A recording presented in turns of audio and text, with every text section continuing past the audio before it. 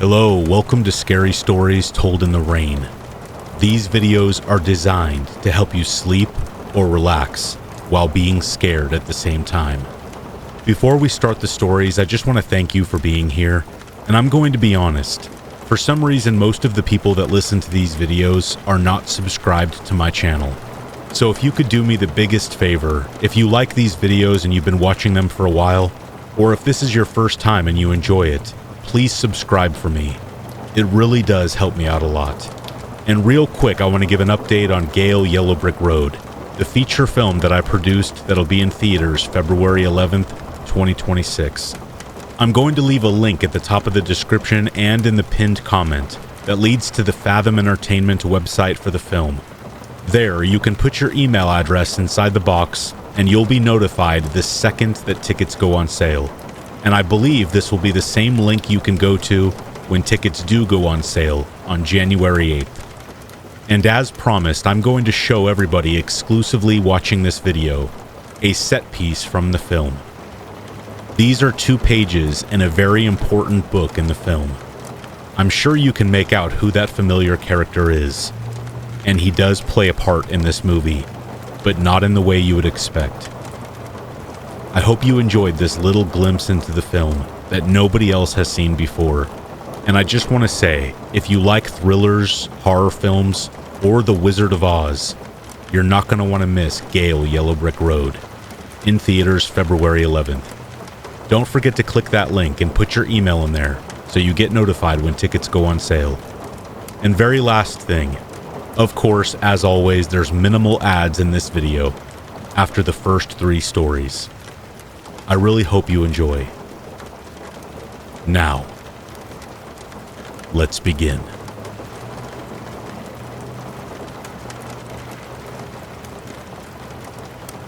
This happened about 2 years into our now almost 9-year relationship, and it still gives me chills when I think about it. My partner Ron and I had just pulled up to his mom's house after a date night, and we were in the middle of saying our goodbyes. His mom's house used to be in a quiet, residential area surrounded by busy main streets and a random freeway entrance 2 blocks over. We were not parked more than 5 minutes when a man coming from the house next door came up to the car with a flashlight, tapping on the passenger window, motioning for us to lower it. Needless to say, we were both a little freaked out as he appeared out of nowhere and refused to lower the window, especially considering we did not recognize him. He tapped harder this time, and Ron told me to just drive around the block until he went away. So I drove down to the end of the street to put some distance between us and the man. That's when we see him jump into a car and drive full speed towards us. Panicked, I make a wide right turn onto the main street so that I am in the left lane. The dude does the same, except pulled into the lane on our left in the middle of oncoming traffic. At this point, I am hysterical, and Ron and I are trying to rationalize what is happening. When I catch a glimpse of his face, he seemed so angry, and I realize he's screaming something at us, but I can't make it out. So I make a jerk maneuver in front of the car to my right to dart down to the next residential street. We thought we had lost him, but he came flying down behind us only to pull up on our left again, screaming at us to get out of the car. While this is happening, Ron has the police on the phone trying to give them details about the car and the man driving. I, on the other hand, step hard on the brake and reversed it all the way back down the block to get away from the man. He must not have seen it coming because he seemed to stall for a minute. We were hoping that was the end of it, but he chased us down that street too. I realized the freeway entrance is only a block over now, so I hightail it, running a red light in the process, and pull onto the freeway at the last minute. In the rear-view mirror, we see him stop abruptly and stare at us while we zoomed down the freeway. With the police on the phone, they explain that they'll send out a patrol to scope out the area for a car of that description. Not sure if that ever happened. I drive until I was sure he wasn't following us and we were far enough away from Ron's mom's house to call my parents. We pulled into a Rite Aid parking lot and waited for them to come get us while I am just crying hysterically. That night, my stepdad drove Ron back to his mom's house where they saw no sign of the man. The next day, when Ron had told his family what happened, They went next door to confront the neighbor about it, only for the neighbor to explain that they had no company over that night, did not recognize the car, and did not know anyone of that description.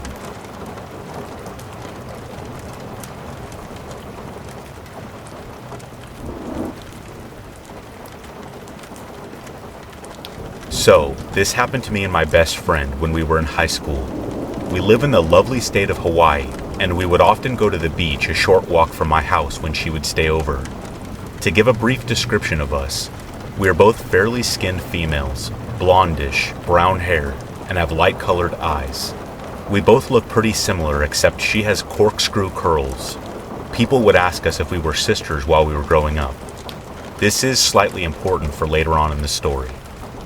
A good portion of where I grew up was good old Iwa Beach, deep into Iwa, like Hua Bush. If anyone knows where that is or has heard of it, you know where I'm talking about. For the rest, it's an area where homeless, druggies tend to hang out, and the beach is actually quite rocky. If you head up the beach though, there's less rocks and less people. That nicer area of the beach is the part that's closer to my house, and where we usually would go. Kind of like a secret beach location, but not really if you lived in that particular area. So one weekend, my friend, let's name her Jessica, and I were hanging out at my house. We decided to go hang out at the beach and tan, do whatever. This particular day though, we had decided that instead of walking to the slightly less rocky beach, we would go to the secret beach near White Plains. No rocks, not too many people, nicer waves, more beach. It was about a 10 to 15 minute drive, and we thought, what the hell, why not? We get to the beach, there's not a lot of people, it's a lovely day, and we put our stuff down and just start chilling. Then, it happens. Jessica and I had been there maybe all of 20 minutes, when we were approached by a man that was maybe about 30 to 40 years older, average build, dark hair, and a bit of facial hair if I remember correctly. There was nothing about him at first to give us any creepy vibes. We could tell he was local, and it's uncommon for strangers to come up to each other at the beach and talk story or ask something. So we thought nothing of it when the man introduced himself as Dave. However, after his polite intro, he then proceeded to tell us that he was a journalist/reporter for a well-known local newspaper, and he was doing an article about tourists and their thoughts on less-known beaches. Jessica and I immediately gave each other that side look like, something isn't right here. That sentence alone made us suspicious for a couple reasons. One, he had no camera, notebook, pen, or anything to indicate he was taking notes for his story. He was also just wearing swim trunks, not really professional appearance.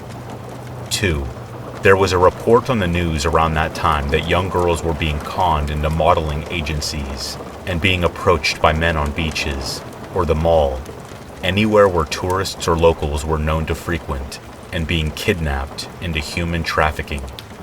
3. He had not given us any proof that he in fact worked at said newspaper, or that his name really was Dave, like a business card. Because of this, we decided we weren't going to trust anything this guy said. I would also like to note that while we were in a secret spot, it wasn't a spot that a lot of tourists really know about or even go to. They like to go to the beaches near their hotels or the ones they have read about or heard about, and wouldn't drive all the way there. Really, it's where locals hang out. This is kind of where our descriptions come into play, because I was born and raised there, even if I didn't look like it, and so was Jessica. It would be pretty easy to mistake us for dumb tourists. Anyway, so Dave says he's writing this story, right? He then asks us what our names are, and starting to look at Jessica and I up and down, almost like he's memorizing what we look like and sizing us up. Never in my life have I ever gotten such major stranger danger vibes from a guy, and proceed to give him some fake name off the top of my head. Jessica follows suit. This is where it starts to get even creepier and uncomfortable. After a brief pause and more intense staring, Dave proceeds to say, "Well, are you girls hungry? I got food in my barbecue at my van if you wanted to hang out." Yes, this dude said van, and points to his green-colored kidnapper van. Instantly, the red flags are flapping in the hurricane-like winds of our instincts. Why in the world would two 15, 16-year-old girls want to hang out with a middle-aged man? It was almost like the teen version of asking you if you wanted candy. You just had to hop into the van. Dave wasn't even asking us questions about the beach and how we had heard about it. In fact, it was like he completely forgot the reason why he was there and just really wanted us to go to his van with him. We told him we were okay and thanks for the offer, hoping he would leave us alone. Dave wasn't going to take no for an answer. He kind of got a look on his face like he was surprised that we had turned him down, and then got more forceful. "Are you sure? I got chicken and some drinks. It'll be fun," he said, hoping that we would cave if he kept being persistent. Again, we told him no, and he decided to leave us alone for now, only to walk to his van, sit and watch us lying on the beach. It was really unsettling to have him stare at us like that, like he was waiting to see what we would do. More so because we were two young girls in bikinis by ourselves in a somewhat closed-off beach. There was a group of guys that wasn't too far from us, military guys, pretty easy to tell, and Jessica and I decided to go and talk to them. Plus, we felt a little safer knowing that we weren't alone on the beach with this guy. So we walked up to the group and asked them if Dave had come over to them and had asked them any questions regarding his story. The guys looked at us, then looked at Dave, and said that he hadn't approached them at all, and that they had been on the beach for a while before us. Jessica and I took this as a sign that it was time to pack up and go home. Dave was still watching us. He had seen our interaction with the guys, as we came back and gathered up our things and walked off towards my truck. We didn't immediately walk straight to my truck, and we kind of walked past it to see if Dave had packed up his stuff to start following us. I was parked along the road and had the trees blocking the beach on one side, so if anyone decided they wanted to snatch you up off the road, you couldn't see it from the beach. Luckily, we didn't see him, and we left. Checking my rearview mirror in case I saw that suspicious van follow us on the way back to my house. On the way back, Jessica had asked me if I had gotten that gut feeling the same time he had said he was working for the newspaper. I said I did, and we both told each other the same exact things that made us feel that way. It was almost like we had read each other's minds and was seeing the exact same thing. Really eerie. I think what made the experience all the more unnerving was that he seemed to be looking for specific targets. He hadn't asked the guys anything, so he was definitely looking for girls. Who knows? Maybe he could have been a human trafficker and was trying to get either one or both of us into that van. I have never been back to that particular area of White Plains since. I almost wonder what would have happened if that group of guys wasn't there, or if we hadn't listened to our gut.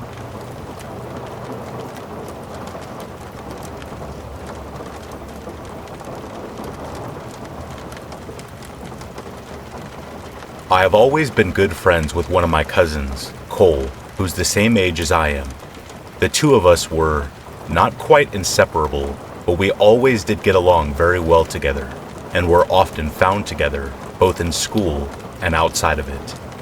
When we were 12 and in the 6th grade, I was hanging out with Cole on a Friday afternoon around the later part of May, and we were psyched at the start of the weekend. We had wound up at his house since we didn't live too far from me, and at one point my mom called to say that our grandpa was in the hospital. While the issue with our grandpa wasn't expected to be life-threatening, he was being kept at the hospital overnight for observation, and both my parents and Cole's were planning on staying with him and Grandma at the hospital. I was told that I was given the okay to stay at Cole's house for the night, with Cole's 15-year-old brother Hunter being in charge while our parents were out. This was fine by us.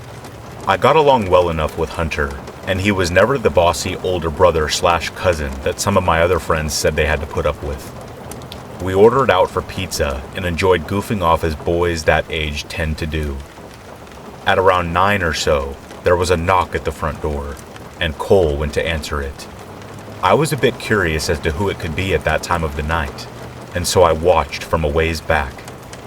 At the door were two older guys. They said that they were with the city and that they were investigating reports about the water pressure supposedly being bad in the neighborhood. They asked Cole if his parents were home, and when Cole said they were unavailable at that moment, the guys started asking a bunch of questions about how the water pressure was in the house and if they could come inside to check. Hunter came over at that point and politely told the guys that the water pressure was fine and perhaps they should just move on to check on other homes in the neighborhood. The guys seemed reluctant to leave, but turned and walked away after Hunter started closing the door. After the door was shut, we looked at each other and shrugged, but didn't think too much of it after that, and went back to goofing off. Eventually, we decided to go to bed. Cole and Hunter shared a bedroom, and we all agreed that I would sleep in there with them, rather than me hitting the sack on the couch or something like that, so that we could talk while we fell asleep. And Hunter grabbed a sleeping bag out of their camping supplies for me. When we got into their bedroom, they stripped down to their briefs, and I remembered Cole had mentioned to me once a while back that they had started sleeping in just their underwear. Since I hadn't originally planned on staying the night, I hadn't brought anything with me from home as far as overnight stuff. But since I wasn't in the mood to sleep in my clothes, I stripped down to my briefs as well, though I felt a bit embarrassed, even though we were all guys there, and I knew they wouldn't say anything or be judgmental. They climbed into their beds and I quickly crawled into the sleeping bag, and after talking for a while about random stuff, we eventually fell asleep. Early the next morning, I got up because I had to pee, and so I quietly got out of the sleeping bag and went and did my business in the bathroom. On the way back to the bedroom, I heard something in the family room, which was on the opposite end of the house from the bedrooms and the particular bathroom I was using. I didn't pay too much attention to it at the time, thinking it must be either Cole or Hunter, until I got back into the bedroom and realized that both of them were still in there. Trying not to panic, I woke them and told them that I thought someone was in the house. They quietly followed me, and the moment we walked into the family room, we saw the two guys from the night before in there, and it was rather clear they were robbing the place. One of them started moving towards us as he pulled out a wicked-looking knife. The three of us promptly raced to the front door, somehow managed to get it unlocked and open, and we fled outside. As luck would have it, a cop was driving by at that particular moment. We quickly flagged him down and told him about the two guys in the house. The cop called for backup, and within a couple of minutes, several other cops were there, and they proceeded to enter the house. And after some searching, they caught the two guys. The cops figured out that the two guys must have entered from a window in the laundry room that had a broken latch and had probably targeted that house because, while it wasn't empty, they had probably realized that there were no adults there and figured that if we discovered them, we could be more easily dealt with than adults. To add insult to injury, while we were waiting outside while the cops searched the house, some of the neighbors came out to see what the commotion was about, and this included some kids who went to the same school as Cole and me, including a few who were in the 6th grade class with us. It was during that time that the three of us realized that we had never had the chance to get dressed, so, just like in the stereotypical nightmare, we had to stand outside in full view of everyone in just our briefs for what seemed like forever before being allowed back inside. When we went back to school on Monday, Cole and I had to put up with more than a bit of snickering, stares, and ribbing for the next few weeks until school ended for the summer.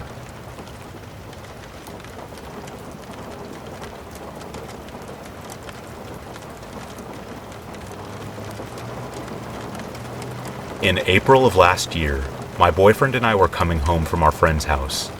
I had just finished my first year at college, and we wanted to go out and celebrate and have some fun. We live in a rural town, and our friend lived on the far side of it, so our walk was about a half hour or so. I had a drink or two, and smoked some of the joint they had rolled. Smoking makes me paranoid, and this night was no different. Anyway, we left at maybe 10 or 11 p.m., and everything was perfectly normal until we got to the end of the long street that would eventually lead to my house. This street always feels so long to walk, like hours can pass, and you barely make a dent in the amount of steps made. The street we turned onto this road was maybe 10 blocks from my house. A few minutes after we turned onto this road, I felt like something was off. but my boyfriend said that I was stoned and reminded me that I'm a pretty paranoid person to begin with. I really am. This white pickup truck that was parked in front of some house turns on and begins to drive slowly away and would then park. I watched it to see if it was just me being paranoid or not, but it proceeded to stop a couple of houses down and sat there with the car still on. As soon as we would get close, it would drive away, parking a little further away.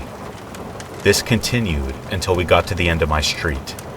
At this point, I kept telling my boyfriend that I am not paranoid, that this truck was following us, and he had gone quiet. A couple houses down from mine, this truck drives to the end of the street, my house on the corner. There's a dead end right by my house because we live near a river. The truck stops for a moment at the dead end and proceeds to turn on their high beams and begin to slowly drive towards us. My boyfriend sticks his arm out in front of me, stopping me from walking any further as this truck continues to approach. My house is so close, yet so far. This truck slowly drives by us. The windows are tinted, but we can see two silhouettes. And because they had blinded us, we didn't think to look at the license plates or even the model of the truck. I swear, I felt like that was the night I was going to die. My thoughts hurled around in my mind, and I could see that my boyfriend was in the same mindset. My boyfriend, being pretty quick on his feet, waited until the truck disappeared from sight and took my hand before racing to my house and locking the door. He had thought about turning down one of the other streets so that we could try to lose them, but he figured he would wait until they were out of sight to book it to my house so they wouldn't see which house we went in. We looked out one of the front windows very carefully and saw this truck come back into view and began to drive around the block, presumably looking for us. This went on for 10 minutes. I called the police to inform them that we had been followed, but without the license plates or model, they could only keep their eyes open for suspicious white trucks. I was adamant that these people had to know one of us, if not me, because they drove until they were beside my house. Whether they actually knew it was my house or not, I don't know. My boyfriend tries to insist that it was probably a bunch of kids trying to mess with us, but I don't believe that. A few days later, we heard that someone was picked up and was last seen in a white truck. Since this night, there have been stories in the paper and online that people have been grabbing people and these people were trafficked in the area. I am still seeing reports even today which prompted this unsettling memory. It makes me wonder if they were some of these people, and if they were they after both of us or just one of us? Or were they truly just a bunch of jerks trying to mess with us? Either way, I don't care to know. Whenever I see a white truck, I become on edge. It may be silly, but the events of that night are still fresh in my mind, years later.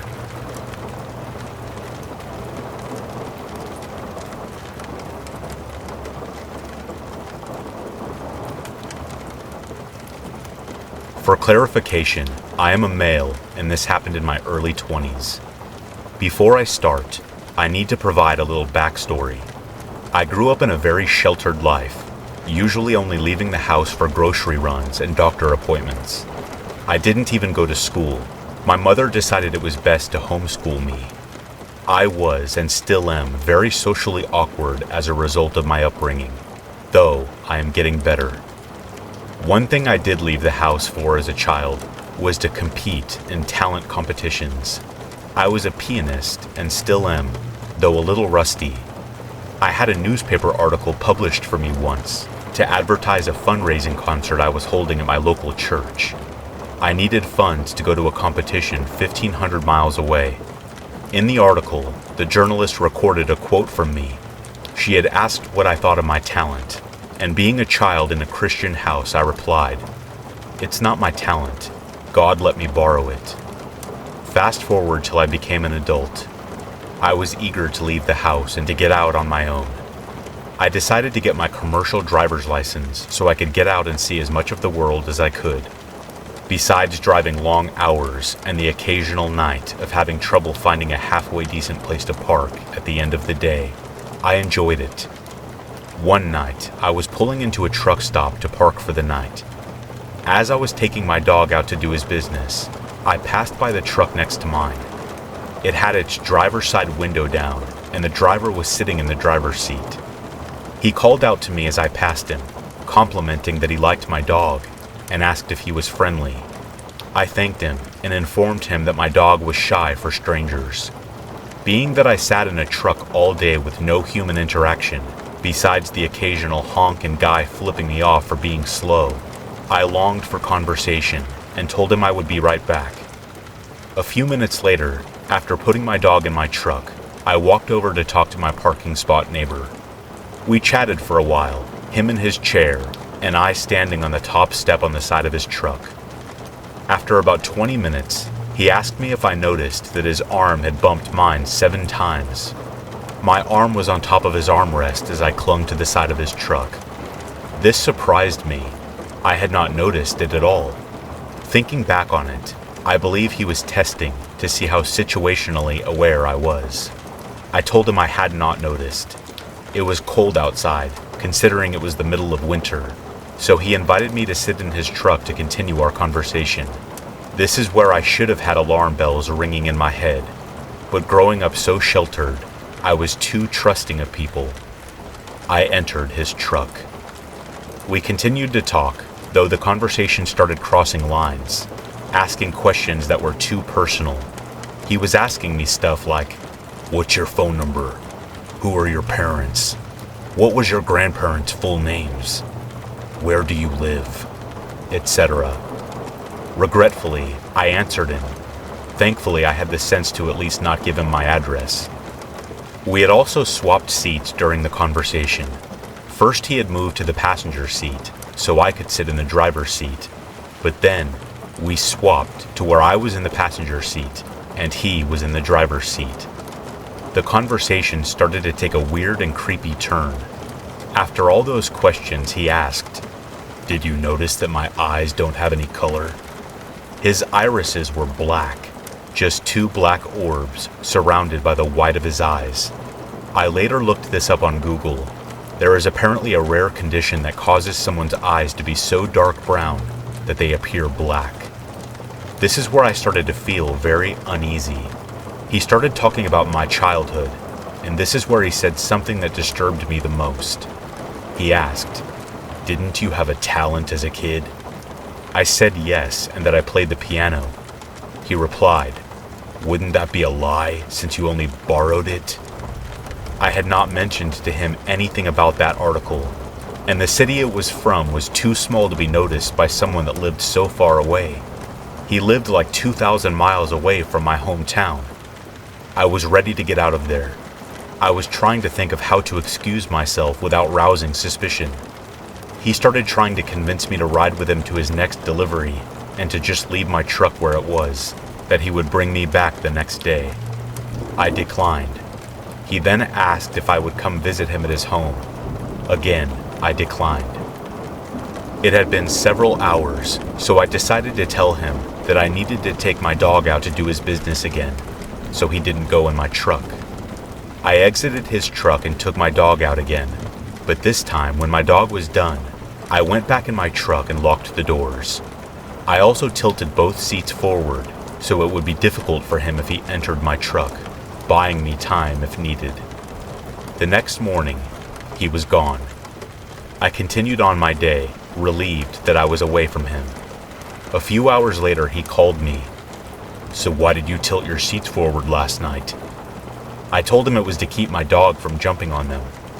He continued to talk to me, though I kept my answers short this time. I blocked his number after he hung up, and later decided to change my phone number. I know I was lucky that it didn't go farther than a creepy conversation. I am more careful now about who I talk to and where I am. Be careful, everyone. Never get into a stranger's vehicle, no matter how friendly and innocent they seem. I have learned my lesson.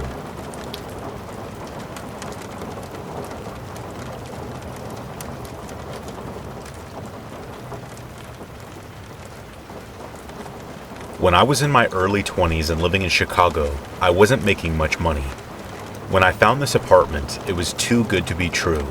The top floor of a duplex with 6 rooms for $775 a month. The agent who showed me the apartment stressed to me that the landlords were very religious. I didn't have a problem with that, even if it did sound a little ominous. The landlords were an elderly couple that lived downstairs. They seemed okay at first. When I saw them in the yard, they would smile at me. They took good care of the house.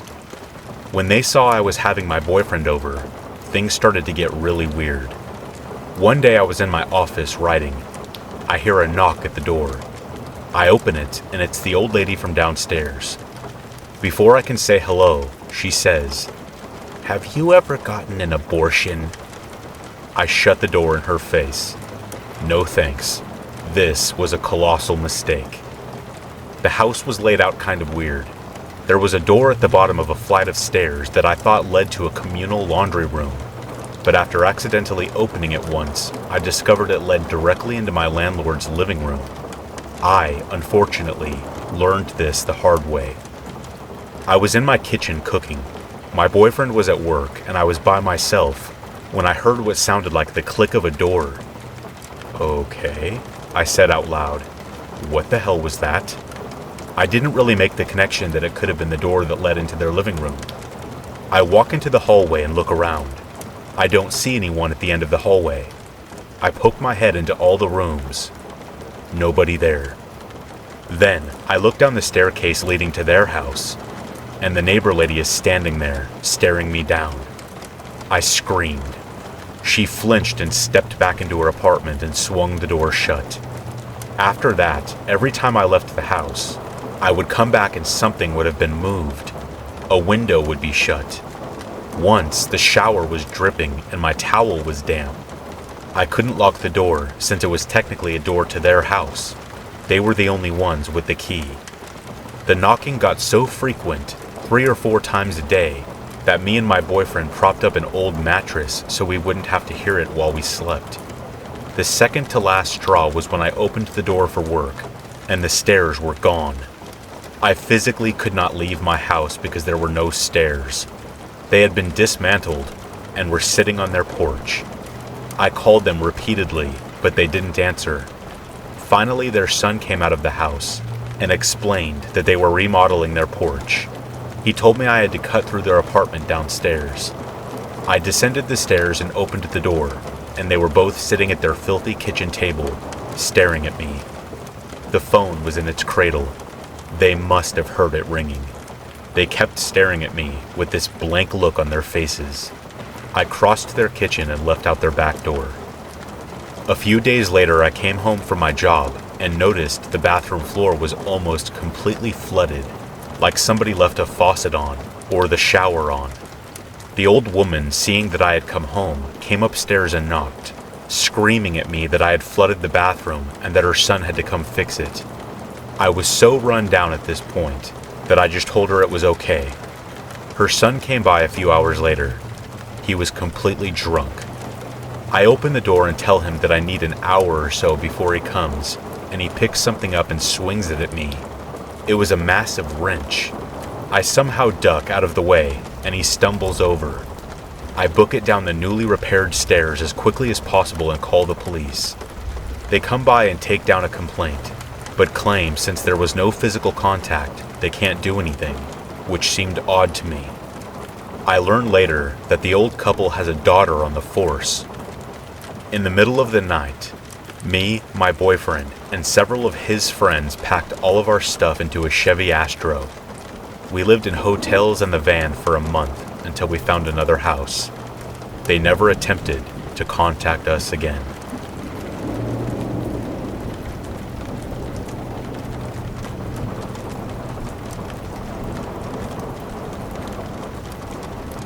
Several years ago, I was maybe 19 or 20. We lived in the state's capital. Some family friends were coming to visit us during that summer, and my mom wanted to cook a particular dish for them. This dish is best served the next day, as the flavors have time to develop. However, we needed chorizo sausage to make the dish, something my mom forgot about until 7 p.m. that night. As this was in the Midwest, chorizo was hard to come by, so a quick Google search revealed a small butcher shop close to our state capitol building. Mom called and they said they had chorizo. Dad volunteered to go get it, and I agreed to go along because I was bored. We got into our nice Cadillac Escalade. This is important to note. Plugged in the directions into our GPS and drove down. While we were maybe 100 yards away from our state's capitol building, which is actually pretty nice, the neighborhood this butcher shop was in was not. Street lights were out. Windows were dark. Houses had peeling paint. Some were boarded up and there were no cars in sight or anyone else around, not even walking their dogs. Something about this place gave me a weird vibe, and I mentioned to my dad that we should get out of there. But we had a mission, and good luck trying to convince my dad to change his mind about something. We go into this butcher shop, and I don't know how in the world they managed to run without a visit from the health inspector, but holy cow, it was bad. It was hot and sticky inside, and I didn't hear any humming from the display cases, meaning the cooling elements weren't working. Inside the grimly display case are pork trotters, pig ears, pork belly, etc., and flies were buzzing. The floors hadn't been mopped or even swept in God knows how long. How do I know this? Because we are leaving shoe imprints, and our shoe imprints were the only ones there. As I pretended to busy myself by browsing the shelves, in reality I was scanning the store and watching the exit for trouble because I did not feel right being there. Dad asked the husband and wife manning the counter about the chorizo, to which they responded that they had just sold out of it, but they had plenty of fresh ingredients to make our own for the right price. As my dad was trying to get his way out of their haggling and asking for directions for the closest grocery store, I noticed movement outside the smudged and smeared glass door. There were 4 burly-looking shadows outside, close to our car, which wasn't the only car out there, but a beautiful Escalade with all the bells, whistles, and had just been detailed. In other words, we were a giant bullseye. Thinking fast, I pretended to look at my phone. "Hey, Dad, Mom asked Louisa, and she had plenty of chorizo," I said, a bit more cheerily than I intended. Before Dad could ask what the heck was going on, I grabbed his arm and tugged on him. After a quick thank you, we got out of there. Fortunately, the burly shapes were gone. My knees were like jello, wobbling, and I was still on the adrenaline high. Dad was looking at me, confused. "Hey, we don't even know a Louisa," he said as he unlocked the car door. "I know. I just wanted to get out of there because I had a bad feeling," I admitted as we both got in, locked the doors, and turned on the ignition. The car's headlights turned on, and not even 10 feet away were the 4 burly shapes. They were just standing there. They were 4 men, middle-aged, dressed in jeans, t-shirts, and caps. I noticed one of them was holding a crowbar, and they started walking towards us. I screamed, "Dad, get out of here!" He didn't need to be told twice. Dad gunned it, and the Escalade, which is built for not only beauty, but speed, accelerated. The men jumped out of the way, and we took off down the road. We didn't stop until we were home. Mom was more glad we were okay than about the chorizo, especially when she learned what happened. Fortunately, we were able to find some the next day at a reputable supermarket that specialized in Latino food. Obviously, I'm so glad nothing happened, but I will always wonder what those men truly wanted. Just our car or something else.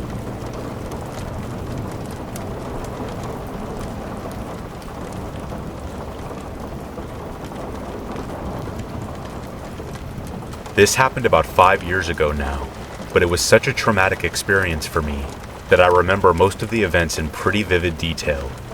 I have PTSD from the experience still that sometimes demobilizes me when I'm home alone, and I only feel safe in a place when I know I have something to defend myself with in every room. I lived in a small, ground-floor basement apartment building, briefly in college with my now ex-boyfriend, Ryan, and another roommate, Alice, who we didn't know previous to moving in. This small apartment building faced another identical one, and the drive sloped down by quite a bit to the side of our building. so the front of our basement apartment was mostly below ground level, but the back was fully exposed and had a back door that opened into a wooded area that you could get to from the parking lot.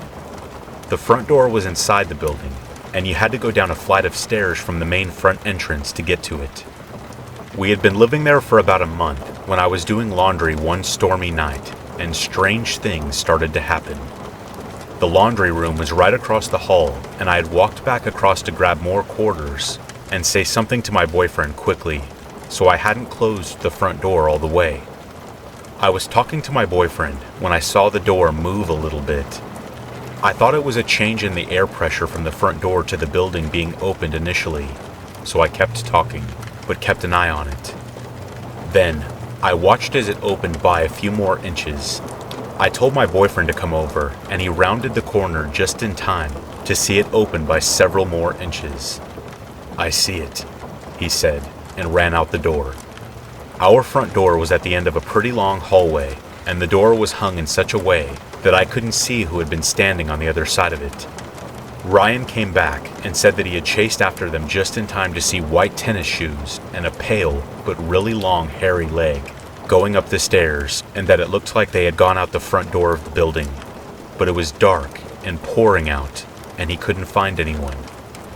We kind of just shook it off because we lived near campus and thought some idiot had stumbled in drunk and tried to come in the wrong apartment.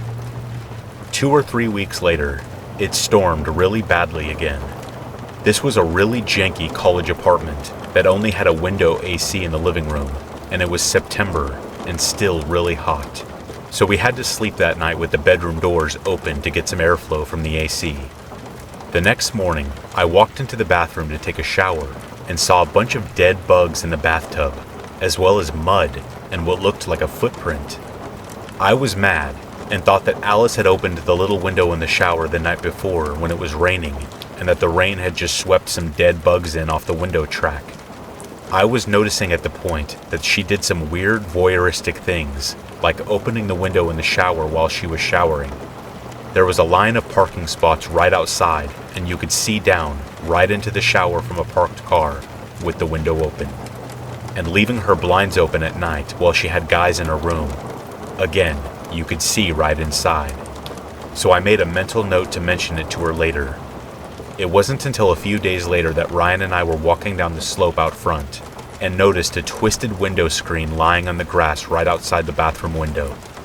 I picked it up and my heart absolutely sank. It looked like it had been ripped out of the window. I walked inside and asked Alice about the mud in the bathtub and the footprints and the dead bugs, and she said she hadn't opened the window recently. I suddenly put 2 and 2 together and realized that someone had pulled the screen out of the window and come in that night, brushing dead bugs off the window track and leaving muddy footprints in the bathtub, and that we had been sleeping with the door open that night. We looked all around the apartment and couldn't find anything that might have been stolen. Our TV and laptops had been sitting right out in the living room, and they didn't look like they had even been touched. We called the police, they came and took a statement and left. But since nothing had been taken, there wasn't much they could do. I could tell at the time they thought we were overreacting and didn't really believe that anyone had come inside. My now ex was an absolute idiot, and against my urging, put a sign up on the bathroom window that said something along the lines of, "We know we were broken into and are on alert," and was written on a bright pink note card. We had those old windows in the apartment that slid open horizontally, but didn't really lock properly, so I took a heavy stick I'd found out in the woods and jammed it in place to stop the window from opening. One night we were up late playing a board game, and I went to use the bathroom, saw the shadow of the stupid note on the opaque window, and went back. Alice went to use the bathroom a few minutes later and came back hysterical because the note had been ripped off. We called the police and they stopped by to take a statement and said they were going to look around the neighborhood. Since the first note had worked so well, Ryan, for reasons I can't fathom, decided to put another sign up, this time on the bright green note card. He opened the window, yelled, and slammed it shut again. I had just had time to catch a glimpse of something white right outside the window next to his face. I felt like I was going to have a heart attack because I thought it had been a face at the window, but Ryan said it had been a pair of white shoes and that they looked the same as the ones on the person who tried to come in before. He still put the sign up against my pleading. I called the police back, and they were back within a couple of minutes, looking annoyed. Apparently, they had been just about to pull out of the parking lot when the call came back in from the dispatcher, and they said they hadn't seen anyone out in the parking lot. I explained to them that there was enough of a slope next to the front windows that if something was standing there and there were cars parked in the parking spots, you wouldn't be able to see them from the street. One of them told us that he was going to wait around for a bit in his car to see if he could see any suspicious activity. It was a while later when he came back and told us that he hadn't seen anything and that he had even checked the hoods of the cars outside for warmth to see if any of them had been running recently. I asked him if he had seen anything else like this recently, and when he said no, asked him what he thought this person wanted. He said he did believe us because he could see how shaken we all were and that maybe this person was just bored and messing with us. I kept reiterating the length of time between these events and the fact that nothing had been stolen out of the apartment when they had more than likely entered the other night. He then admitted that the person could be mentally ill and had possibly developed an unhealthy obsession with one of us. He suggested some ways to improve our home security and left for the night. After he had left, we decided to stay up. We spent the night being pretty quiet, listening for sounds. I want to say it was maybe an hour later. Ryan looked over at the back door, and I heard an, "Oh no," and I saw a piece of something bright green poking through the back door. He opened the door slightly and pulled through the green note card that had somehow been stuffed through the space between the door and the frame.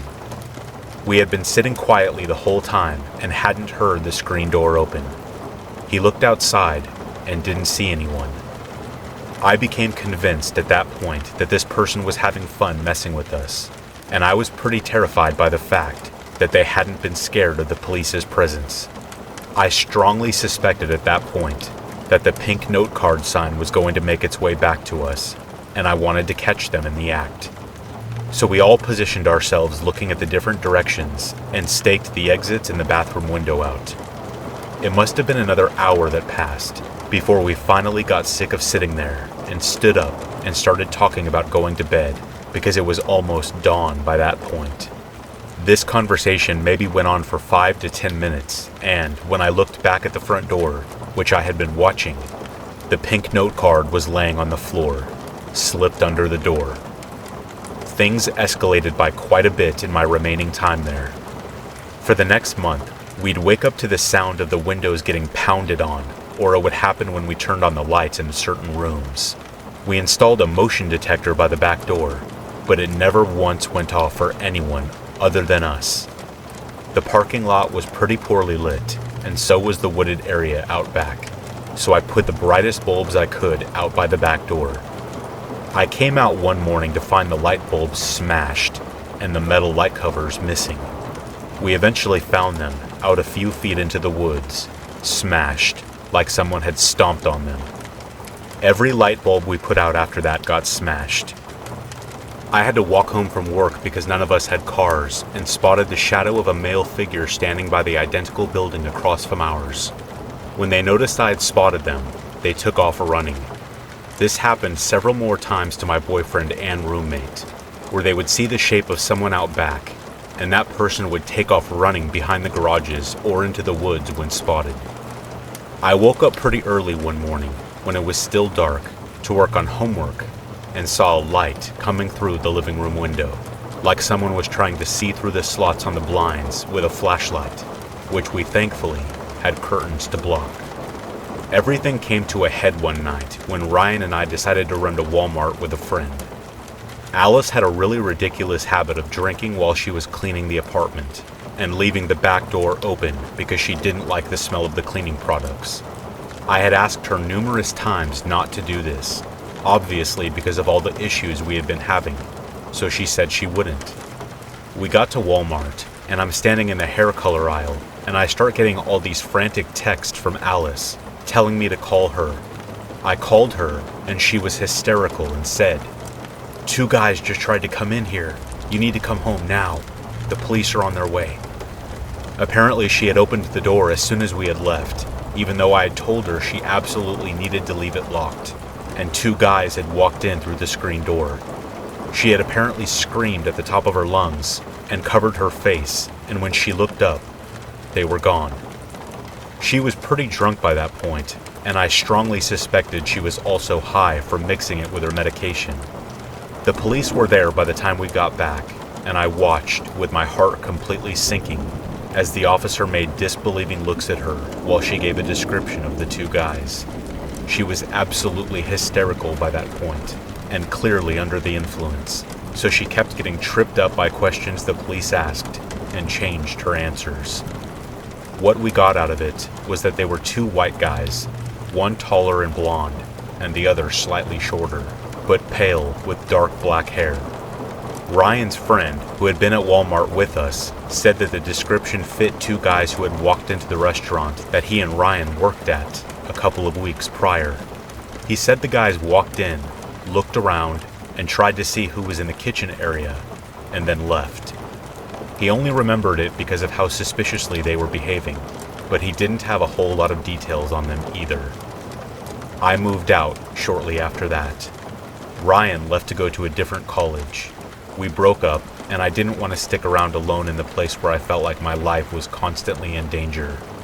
I also didn't want to live with someone who wasn't going to take home security seriously, and advised Alice to also move. My best guess at this point is that these 2 guys lived in one of the surrounding buildings because of how they were able to disappear and reappear so suddenly, but also in such spaced out intervals. It's only conjecture, but I think that because I must have personally seen Alice bring around 30 guys back to the apartment in the time I lived there. One of them might have been someone she met at a bar, or someone who might have watched everything that went on in her room and developed an obsession.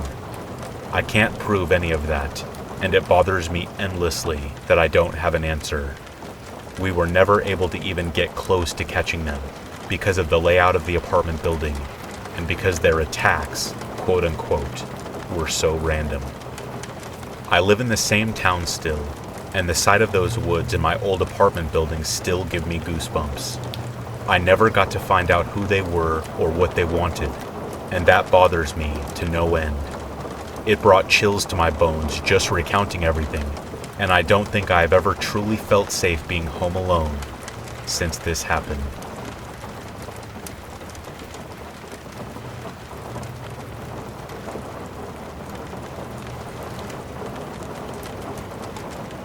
In a summer between my years in college, I moved in with my old high school friends. They had a place close to their campus and college party district in our hometown. I attended school in a different city and need a place to stay while I worked over the summer.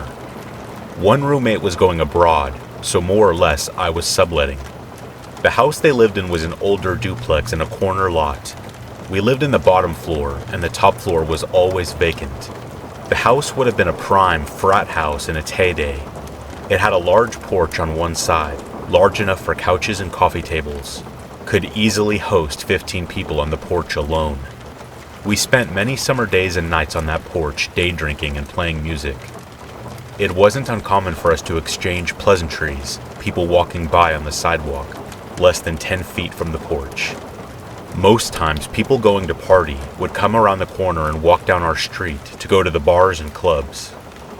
Friday and Saturday nights, the crowds would start around 8 p.m., going one direction. Then, the traffic would reverse around 12 a.m. Mostly college-aged crowd with the occasional transient bum or tweaker. Sometimes, random people would ask to come up and chill for a minute. One evening in particular, a man happened to walk by. I saw him come around the corner. He was older than the average college crowd, late 40s or early 50s. He sees me on the porch and I wave and say hello. He continues along the sidewalk in front of the porch. When he is closer, I can tell that he looks weathered.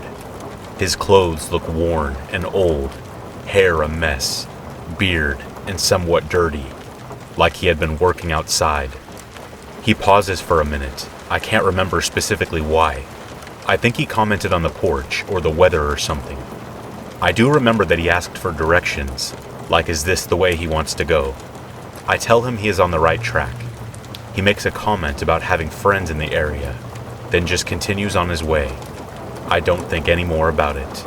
It was a low-key night, midsummer, just one of those dog days.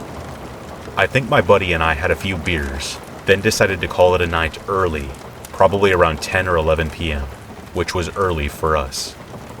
So you understand the layout. My room is on the porch side of the house. It shares a wall with the front door and a window to the porch, with a wall to divide the bedroom from the main room. My friend's room is all the way at the back of the house, a good 30 feet from the front door. I dozed off easily, but was abruptly awakened by a slamming sound. At first I thought my friend was up having a smoke, and maybe slammed the door mistakenly.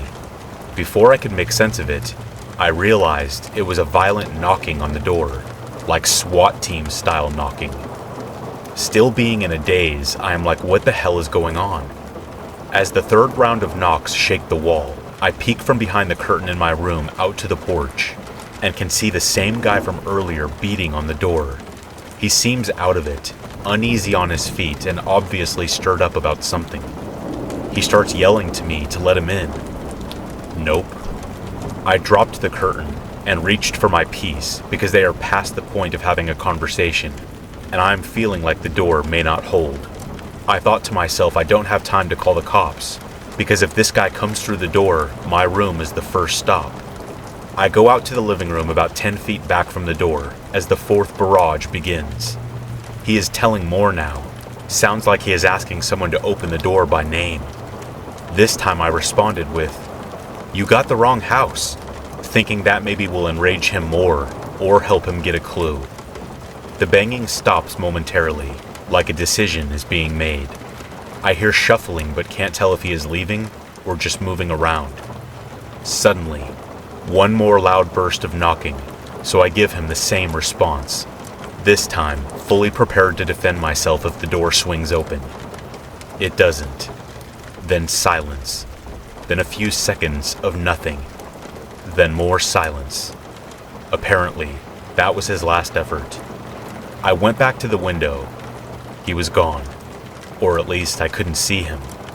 Don't think I slept that night, thinking it might just be the first of the night. Fortunately, that was it. I talked to my friend in the morning. He was completely unaware. He said he thought he heard something, but nothing alarming. Goes without saying, lock your doors and always be prepared.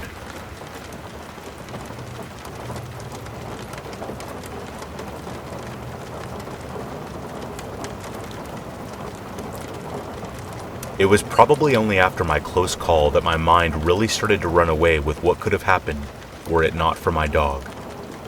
I am a 26-year-old female. I live with my fiance, my 2 cats, and my dog, Rowan. Our house is literally less than a minute away from a huge farmer's field that is frequented by many dog walkers at all times of the day. Me and my significant other often take turns walking Rowan around the field throughout the day. It was only around 7:30 p.m., and it was still really bright and sunny. Rowan was letting me know it was time to go for a walk, so while my partner was tinkering in the garage, I grabbed his leash and headed to the field. Let me quickly tell you about Rowan. He is a 2-year-old Rottweiler who is very loving and playful, but would not hurt a fly. Not a bad bone in his body. He is also extremely well trained. We made sure to put the effort in, as he's a big dog breed with a bad rep, so wanted to make a point of not feeding stereotypes. I am very much of the opinion there's no bad dogs, just bad owners. Unfortunately, we have had some run-ins with some not-so-good dog owners, so Rowan gets a little nervous when meeting new dogs, and people, but we're working on it. Back to the story. We're walking around the farmer's field. Rowan is off sniffing and peeing on every blade of grass in sight. I always keep an eye out for other walkers anyway, due to Rowan being a little nervous, and I clocked a guy on his own walking down the path towards me, fairly far away. At first I thought nothing of it, as plenty of people walk this route without dogs. We were just coming out of lockdown in the UK. As the guy got closer, I noticed he was in a full tracksuit with the hood up, which was odd, as it was like 23 degrees, so shorts and t-shirt weather. He then took a small path off the field leading through some bushes. It was a public-made shortcut rather than an official public footpath, but it was well enough used, so I kept walking, thinking nothing of it. At about 15 meters away from the path he took, Rowan shot back to my side immediately, dropping the mouthful of dirt he had been pretending not to eat. I petted him and noticed he was standing super alert, staring at the path entrance. When I looked up, I caught a glimpse of the man peeking around the edge of the bushes that concealed the entrance. I stopped dead in my tracks, and Rowan's fur was stood on end as he positioned himself in front of me. It took me a second to realize that this man had been watching and waiting in the bushes for me to approach. My current route would have meant I'd be walking right by the path's opening. My stomach dropped as I realized we were the only ones around on that field. I had this weird moment where I was almost trying to convince myself that I was overreacting. But then, the guy whistled. Not a wolf whistle, but as if to try and get my dog to come to him. Rowan was having none of it though, and I definitely took that as my cue to trust my stranger danger instincts. I immediately turned and sped walked back the way we came, simultaneously pulling my phone out and dialing my partner's number. I ended up having to clip on Rowan's leash to get him to walk with me, and he was not taking his eyes away from the path. He was even growling a little, which was so out of character and put me on edge even more. I glanced back and the man had edged slightly out of the bushes, watching me walk away. My partner answered the phone after a few rings. I was only halfway through stammering out the story, and he was already sprinting up to the field to meet me, telling me to stay on the phone but keep an eye on the man. The man in the tracksuit now fully came out of the bushes and just stood staring at me, walking away. I dared a quick look away from him towards the entrance to the field to see my fiancée jogging towards me. He was relieved I was okay, but was also immediately pointing and shouting, "Is that him?" Clearly furious at what this man might have had in mind, had Rowan not picked up on him hiding in the bushes. I eventually convinced my fiancée not to confront him, as he was still stood staring, almost taunting us. You never know what people might be capable of, or have concealed. We came off the field and took Rowan on a different walk, which he was more than happy about.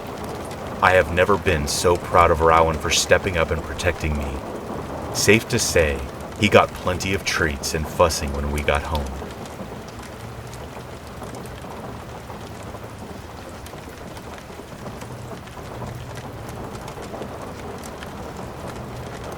I am female, almost 38 years old, and would like to tell you about an experience that I had with my dog at the time.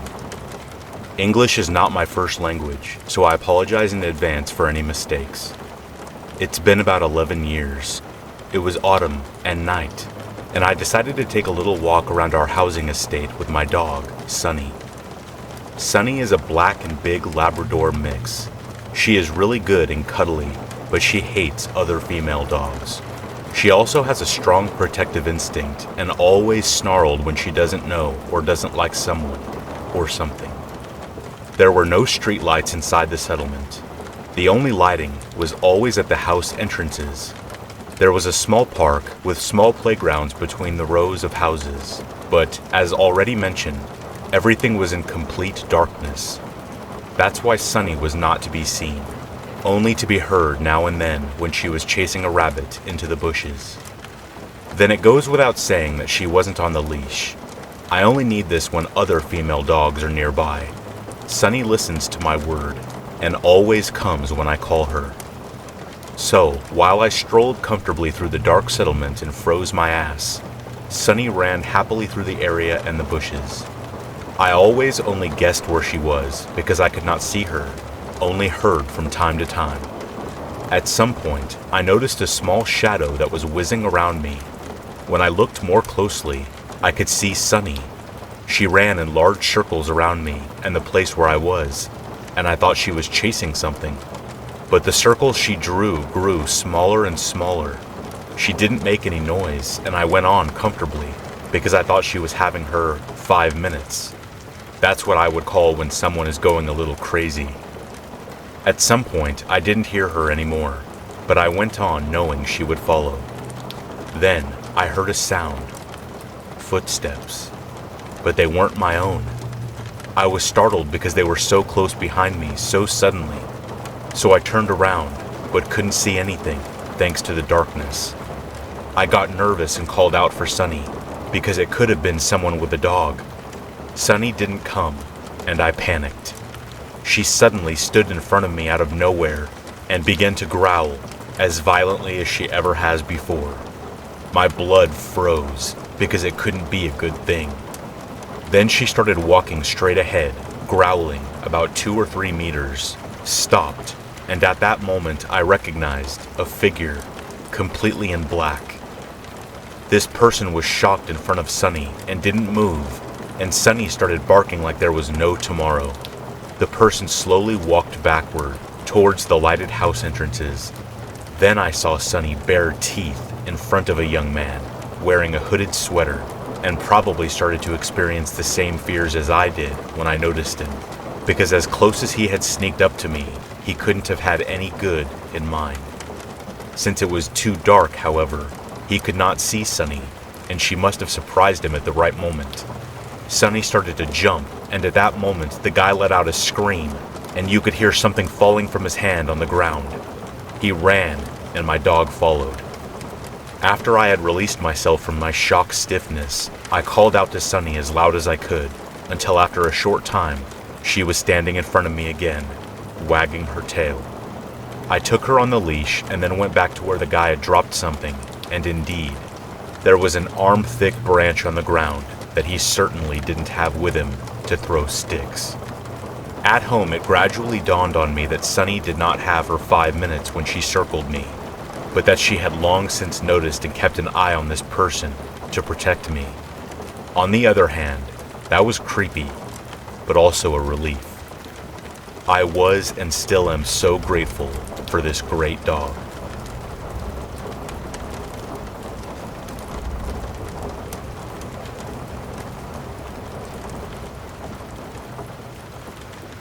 So me, my father, and my brother moved into my house around 6 years ago. Cute house on the outside, but you could tell the inside was old and had its problems. Windows would shake when you slammed the front door, which you had to do. There was no heat, old carpets, doors hanging on by threads. Most people would pass the house up because of how poor the conditions were. But because my dad doesn't even lock his doors, safety was of little importance to him. Yeah, I know. Perfect setup to this story. A quarter of the backyard was actually a little motorcycle shop. The house used to be owned by the Hells Angels in the 80s, and you could tell that the shop housed planted weed and was the spot to sell drugs. I knew that many people probably knew of this house. It has rich history. I can't exactly pinpoint the first event, but I know that my quarter of the house freaked me out the most. Basically, when you're in the kitchen, you open a sliding door to a laundry room. Adjacent to that is a small room and then a bathroom. I want you to think long and hard about that setup. Hidden section of the house with a small room, immediate bathroom and laundry room. Gives me chills. Anyway, this was my quarter. Every night that I slept there, I was terrified. My room has 2 windows with no blinds, and every night I felt eyes watching me sleep. I am a natural hot body, so in the summer, my window is always open. One day, me and my brother were hanging out in my room after dark, and as clear as day, we heard someone burp outside my room. We both looked at each other like, "Did you just hear that?" And we both did. When I went to go look outside the window, I couldn't hear anything. If you're thinking of neighbors, don't waste your time. They live too far away to hear something like that so loud. Outside of my window, there is actually a crawl space under the house. Picture a little trap door, and if you pull off the piece of wood, you can easily shimmy under the house right outside my window. Night after night, I would hear footsteps outside, or small branches breaking with weight, though I never checked because my fear left me paralyzed. I would tell my dad, and he would say I'm just hearing ghosts or figments of my imagination. It was annoying, but it's my dad, so I know exactly how he is, and I should have known what to expect. I am really good with energy. I always have been. I can read a room even if my head was in my ass. Many times we would come home, and as soon as I opened the front door, I felt different energy. You only know what I mean if you know what I mean. Someone had been in the house, and I could feel it. They waltzed through here with no care of mind, and slipped out the back of God knows where. I would bellow out, "Hello? Is anyone here?" But no one would answer. I would run to every corner of the house and check for strangers, but never found one. I live in Canada. Everyone blazes here. I used to go outside to do it, but it just became unsafe. Before that happened, I would go smoke in the bike shop. I had a bong and bud and a lighter. One night, I thought I would go to bed, but leave the bong and bud in the shed because why take it out if I'm just coming back tomorrow? The next day, I came back to my weed gone and my bong used. You could tell as there was new resin on the bowl. This was my first confirmation that I wasn't actually going crazy and that everything I had been hearing or feeling was real. I grabbed my stuff and ran in the house. I never smoked outside again. Some days I would have to go to the shed to grab something of mine, and some days I would look into the black abyss that was the shed and shudder as my bones turned ice cold. Whoever was in the shed at the time had horrible, horrible energy. Just looking into the shed made me feel sick and lightheaded. You couldn't pay me money to go inside during those moments. Any item I've ever had that I cherished, I have lost here. I have never lost so many things before, but I often joke around that this house has a mouth and it's always eating everything of importance. My dad thinks it's funny, but I know the truth. One night I got really drunk and dropped my diamond bracelet in my backyard in the snow. The next morning I realized it was gone. I was devastated, but knew it could only be outside. We waited for the snow to melt, but when we went outside to look for it, it was gone. I never found that bracelet, just like I have never found many of the other things I have lost here. Some days we will come home and the front door will be open. Some days we will come home and the back door will be open. Some days I will come home and look for something I set down and will either never find it or find it in a different room. One day, I was standing in front of my front door, but I was facing the road, just observing. All of a sudden, I notice a man tinkering with the RV parked in our driveway. He doesn't notice me yet. I watch him pick at the aluminum exterior as if he were trying to rip the outside wall apart. He finally sees me and hides behind the RV.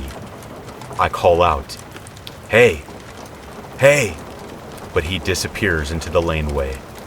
I told my dad some guy was tinkering with the outside of the RV, and he basically tells me, "What you gonna do?" I don't know. I'm pretty numb to this situation. I have been begging my dad to start locking his doors, get cameras, or even just listen to what I'm trying to tell him. I have been gathering evidence and documenting situations for 6 years. You think the man would listen to me? Let me know if I'm just dumb or if he is an airhead and I have been right all along. Please let me know because this situation has made me a little insane in the membrane. One day, I come to my father crying. I tell him I saw shadows of a man pacing outside my window last night, near the window with the trapdoor and crawl space below it. He says, "What do you want me to do about it?" I said, "I don't know, anything. Just check the crawl space." He shines a flashlight around there.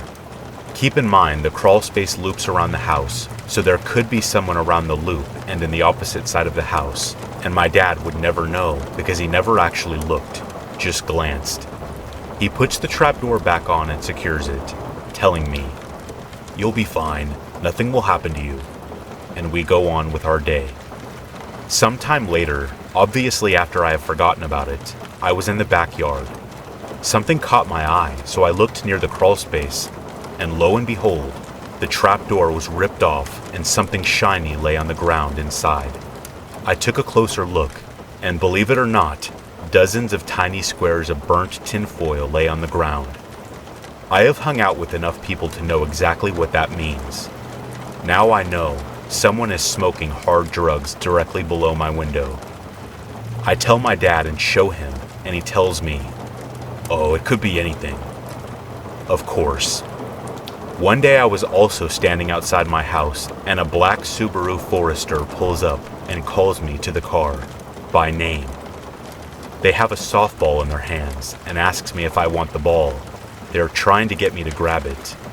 I watch enough true crime to know they likely want to pull me into their vehicle. I stay where I am, and they speed off down the road and turn up the road adjacent to mine. They start doing loops.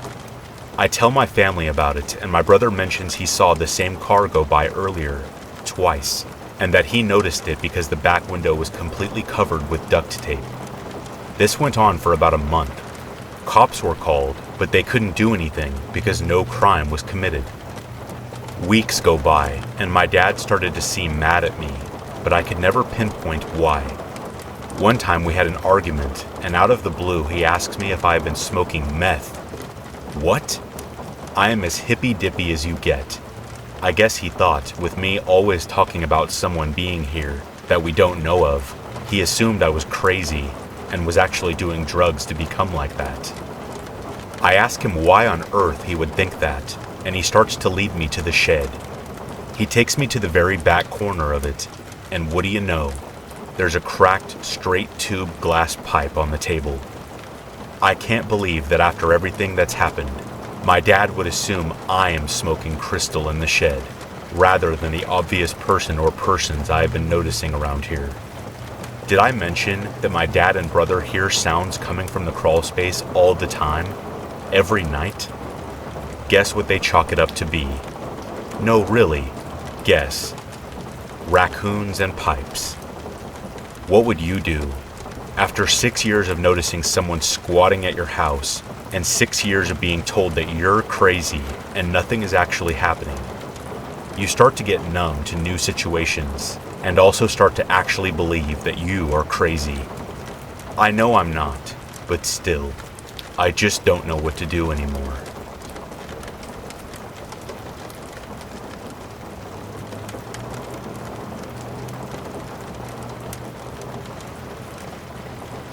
So to preface this, I was young, maybe 18 or 19, and had no idea what we were getting into. So my father owns 3 businesses, and was actively dating his business partner, and was providing for her. She also made advances on me, which kinda creeped me out. She would buy us all food, and at first, I was grateful. But then I started becoming nervous as she wanted to be alone with me a lot. My father ended up getting married, but didn't tell her, and she got really upset at him and told me not to tell her. She came to my job and demanded to see my father, to which I told her he wasn't there. She screamed at me and said we would soon regret it. Due to the disturbing nature, I called the cops, and all they did was take my name and didn't actually look into it. So fast forward, I come home around 12 o'clock midnight, as I had just come from my second job, dead tired from school and work. I ate and crashed on my bed. It had to be at least 3 in the morning when I heard my door open. At first, I didn't move, because I assumed it was my calico cat, Misty, pawing at my door as she liked to sleep with me. When I groaned her name and she didn't answer, it struck me strange, but I wasn't worried until I felt a presence standing over me. I quickly woke up and discovered my father's ex in our house, above me, crazy-eyed. She was screaming, saying how she would get her revenge on my father. I quickly rolled out of my bed, ran past her, and called the authorities. She openly tried to fight my father's wife and tried to stab my dad. The police came and arrested her on the spot. That was the scariest thing I have ever been through, and I'm glad I will never see her again. Now I sleep with a blade next to my bed and a taser. Please be careful, as you never know who might pay you a late night visit.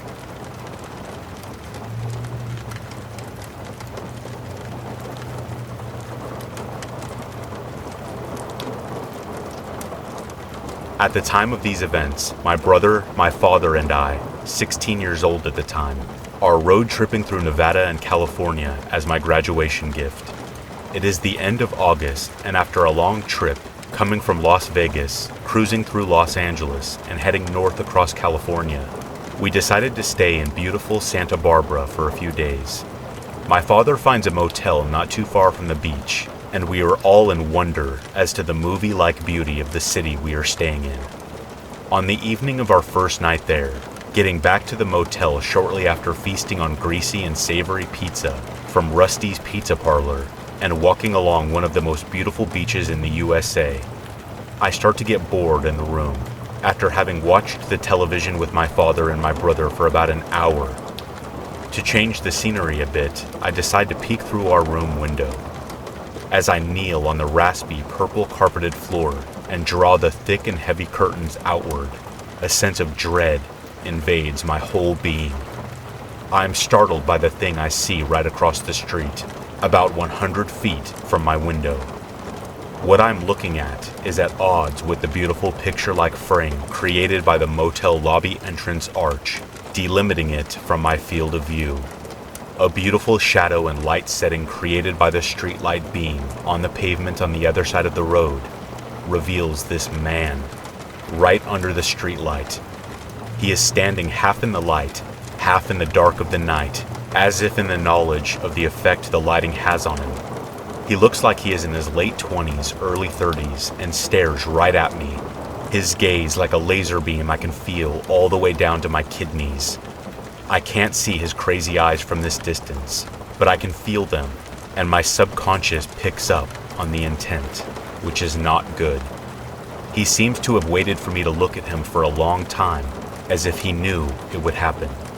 A few seconds after he is made aware of my awareness of his presence, he starts in a slow clockwork motion, sliding his index finger sideways across his throat, underneath his jaw, from left to right, over and over again.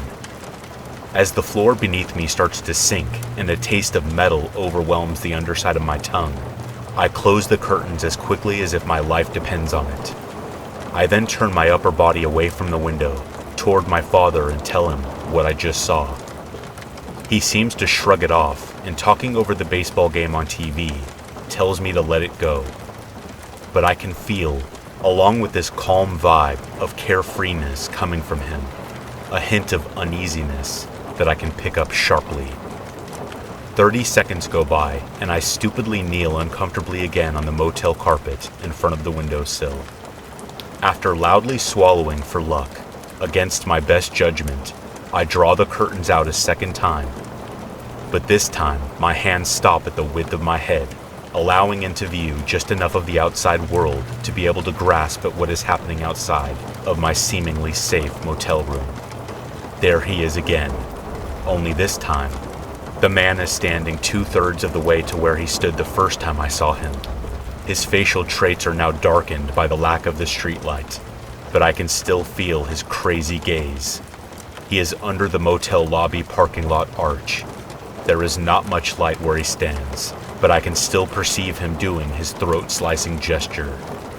Now I'm starting to feel queasy and frightened.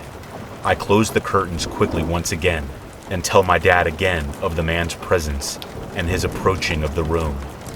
I get on the bed, trying to concentrate on the TV to forget what I have just witnessed.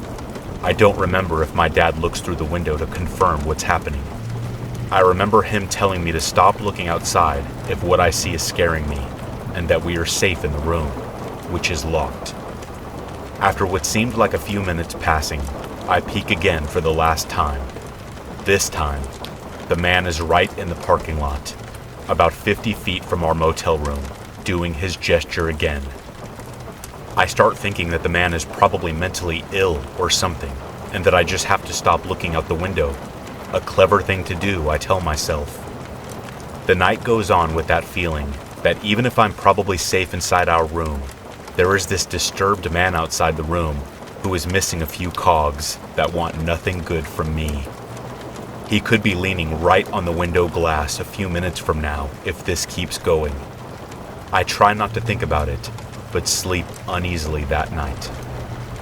The following morning, not wanting to go outside of the room, I decide to stay in with my brother while my father goes in the motel lobby to fetch orange juice, breakfast, and to speak to the motel clerk about the man outside. My father comes back after a few minutes with our breakfast and tells me that the clerk told him that the guy who frightened me the night before is known in the area for his mental illnesses. He's probably a schizophrenic, is what the guy said to my father. My dad then reassures me that the clerk told him that the man is not dangerous and that we are safe staying there for another couple of nights. Luckily, I never see the man again for the duration of our stay there. Fast forward a couple of years. My father and I are reminiscing about our trip to California, and especially about those days in Santa Barbara, when the mentally ill man threatening me with his finger outside of our motel room is mentioned in that conversation. My father, as if relieved from not having to keep this secret anymore, lets out that the morning after that dreadful night, the motel clerk had, in fact, told him to be careful with that man. He had told him that he was, in fact, dangerous. My dad just didn't want to scare us, telling us the truth. I thanked him for lying to me that morning, and we agreed that luckily, we never saw the man again during our stay there.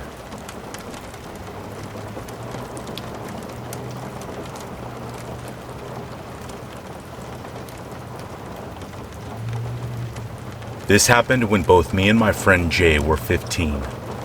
I was spending the night at his house, as I often did.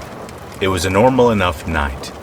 We watched movies, played a couple video games, and stayed up way too late. It was about 2 a.m., I think, when we heard a loud banging coming from the front door. Luckily at the time we were in his kitchen at the back of the house, so no one could see us. We were spooked because there shouldn't have been anyone at the door at this hour, but we figured it was just some drunk person and they would go away soon enough. After 30 seconds, there was more banging on the door and yelling that neither of us could understand. It sounded like an adult man and he sounded angry, so we were both scared. He texted his mom, who we thought was upstairs, but she said that she had left a bit before without saying anything. She did that often enough. She liked to go to her friend's house in the middle of the night, so we didn't pay any attention or notice when she left. We didn't know what to do, as we were scared to call the police based off past experiences with cops in our small town being not the best. At this point, we turned off the kitchen light and we're ducked down on the ground. We heard the banging and yelling get louder, and I decided to see who it was, if it was anyone we knew. I army crawled through the dining room, which was also dark, and peeked through the door to the living room, which is where the front door was. There is also a huge window by the door that you can see right into the dining room through, so I was very careful not to be seen. I couldn't see any details of the man, but he looked to be about 6 feet tall and had gray hair. I crawled back to Jay and we quietly decided what to do. The banging stopped, so we decided to wait a bit before seeing if it was safe. We also decided to go under the table in the dining room in case he tried to come around back, which is where the kitchen was. After around 10 minutes of silence, we rock, paper, scissored for who had to check if he was out there, and of course I lost. So I again army crawled to the dining room door. I saw the man staring through the window, hands cupped against the glass. I made eye contact with him the moment he saw me, and I loudly said, "Crap," causing my friend to panic and crawl behind me. I saw him pull out his phone. He told me later that he was texting his mom to come home and save us. The man started yelling again, and this time we could make out a bit more of what he said.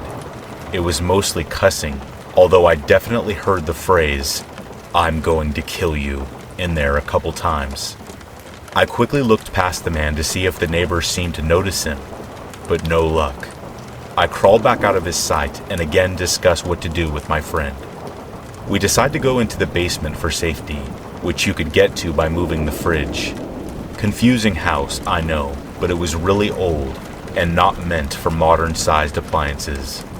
We pull out the fridge and get into the basement, feeling mostly safe, but still terrified. I start having a panic attack, although I'm trying to hold it together the best I can for Jay, who is also on the verge of a panic attack. We hear a gunshot and shattering glass from above us, and I cover my mouth so I don't scream. Jay and I look at each other, terrified. We hear loud footsteps and yelling above us, the man asking where we were. We hear him going upstairs and moving around up there for a bit. He eventually comes back down and starts turning over furniture, I'm assuming to find us. After what felt like hours but was probably only minutes, Jay's mom pulls into the driveway, which scares the guy as he runs out the back door in the kitchen. Jay and I get out of the basement and run to greet his mom, never happier to see her. She was shocked by the state of the house and hugged us, happy that we were safe and scared by how close we were to being hurt. We were all very scared. After that night, they had better security installed, and we went over safety protocol if anything ever happened again. Luckily, it hasn't happened again, yet. Although when I go to his house, I'm still a bit scared. We never called the police because we knew there wasn't much they could do. We just cleaned up and moved on.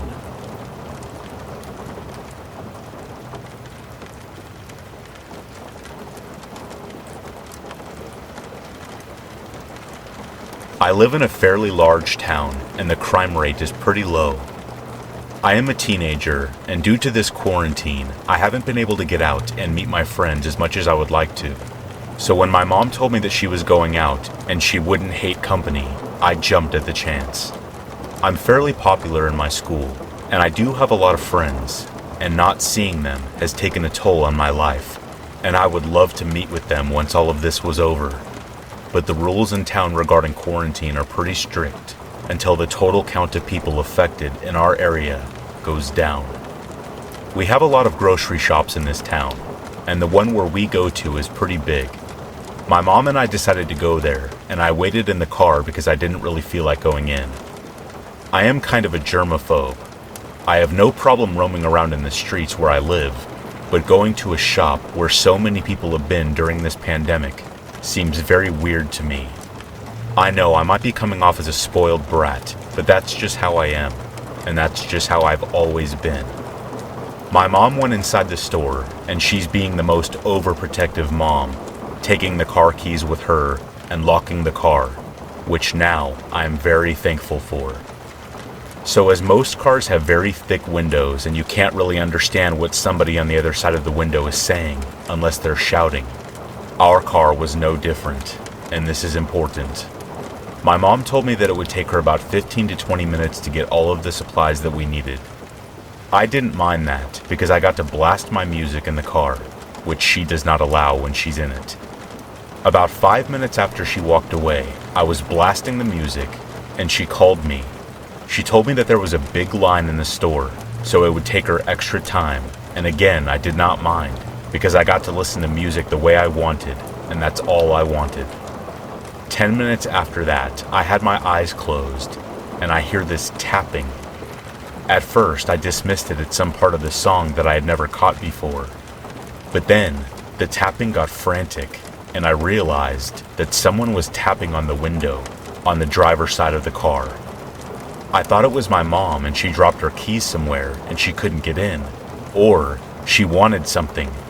But when I opened my eyes to see who it was a tall man about 6 feet and looked like he was high on drugs. I turned off the music and shouted, "Can I help you?" He didn't respond, but then abruptly started shouting at the top of his lungs, "Let me in. I said, let me in." I was in such shock because I had never seen this man in my entire life. I already had my phone on me and I was starting to dial my mom's number. Then, what he did next will give me goosebumps for the rest of my life. He suddenly lowered his voice, looked me in the eye, and said, "Honey, let me in. Darling, I promise I won't hurt you. Let me in. Let me in, sweetie." In a very calm and sweet voice, like how you would talk to a toddler when they're making a mess. I was shaking so hard that I could not dial the correct number to my mom's phone, and I started searching for her contact on my phone. I know, very dumb, considering there's a psychopath that's about to kill me outside my window. Then he started screaming, "I will kill you. You are going to regret not letting me in," and starts banging his whole body against the car. I know he couldn't get into the vehicle because the windows are very secure, and he was relatively thin and looked to be in his late 40s, and I was pretty sure that he did not have the power needed to get inside the car without me unlocking it. I dialed my mom, and he was still screaming at the top of his lungs, calling me every swear word in the book. My mom answered the phone and heard what was happening, and she came running outside and saw the psychopath trying to hurt her daughter, and she went off. She started hitting him with the stuff that she had just bought from inside, and then when the employees heard the commotion and decided to step in, the police were called, and one employee held the man in place. I was crying and shaking and having a full-on anxiety attack. The police showed up in about 5 minutes, and he was arrested. We later found out that he had taken large doses of heroin. It was the scariest thing I have ever experienced in my life. The way that he said it, that he wouldn't hurt me. If I had let him in the car, man. He's in jail now, and I couldn't be happier about it.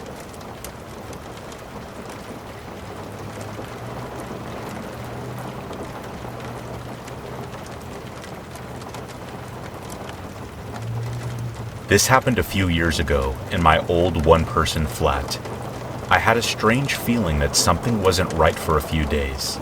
Like I was sure that food in the fridge was less than I put back the last time. I found pillows from my couch on the floor, stuff like that. I lived alone back then, so there wasn't anyone else with access to my flat, or so I thought. One night, I woke up around 1 a.m, sweating, and even though I didn't remember, was sure I woke from a nightmare. Since I was drenched in sweat, I decided to take a shower, so I put my phone up in the bathroom for music, turned on the water, and enjoyed my shower. A few minutes in, I heard the door move. I never close it, but it still never moves. I took a look at the shower curtain and saw a shadow against it, and a look at my phone confirmed. Someone was there, since I could clearly see a reflection on my screen that showed someone was standing next to the shower curtain. It took me a lot not to scream and to keep acting like I didn't notice anything, while silently taking the shower head off and holding and turning the water all the way to hot. I am still kinda impressed with that quick thinking. Our water got really hot when you cranked it all the way up, and a few seconds later steam was rising, and the water was hurting my feet, flowing to the drain. I turned around, ripped the shower curtain open, and held the shower head right at the person behind it. It was a woman. She screamed in pain. I whacked her in the face with the shower head, jumped out of the shower, and ran to the door, taking the key out of the lock and locking it close behind me. A little bit later, she started to bang on the door, but the door didn't give. Thank God for German quality work. I called the cops and went to the kitchen to get my big kitchen knife, just for safety. I felt like my throat was closing up when I saw that the knife was missing and realized there's only one place where it could possibly be right now. The police came and arrested the woman, who turned out to have been the former person living in the flat and was evicted after not paying rent. Seems that she made a copy of the key and came into the flat when I was at work, and sometimes at night. It is possible that what woke me up in the first place was her, and honestly, I don't even want to think about it. Ever since then, I always insist that the locks are changed when I move into a new place.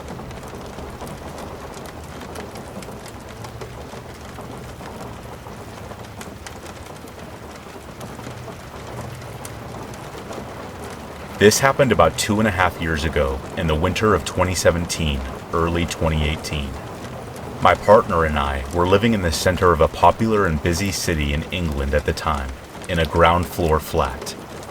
The street we lived on was just off a very busy road that had about 1,000 pubs on it, so it was normally quite populated at all hours, most days. The flat we lived in was one of about 7 in an old converted bakery.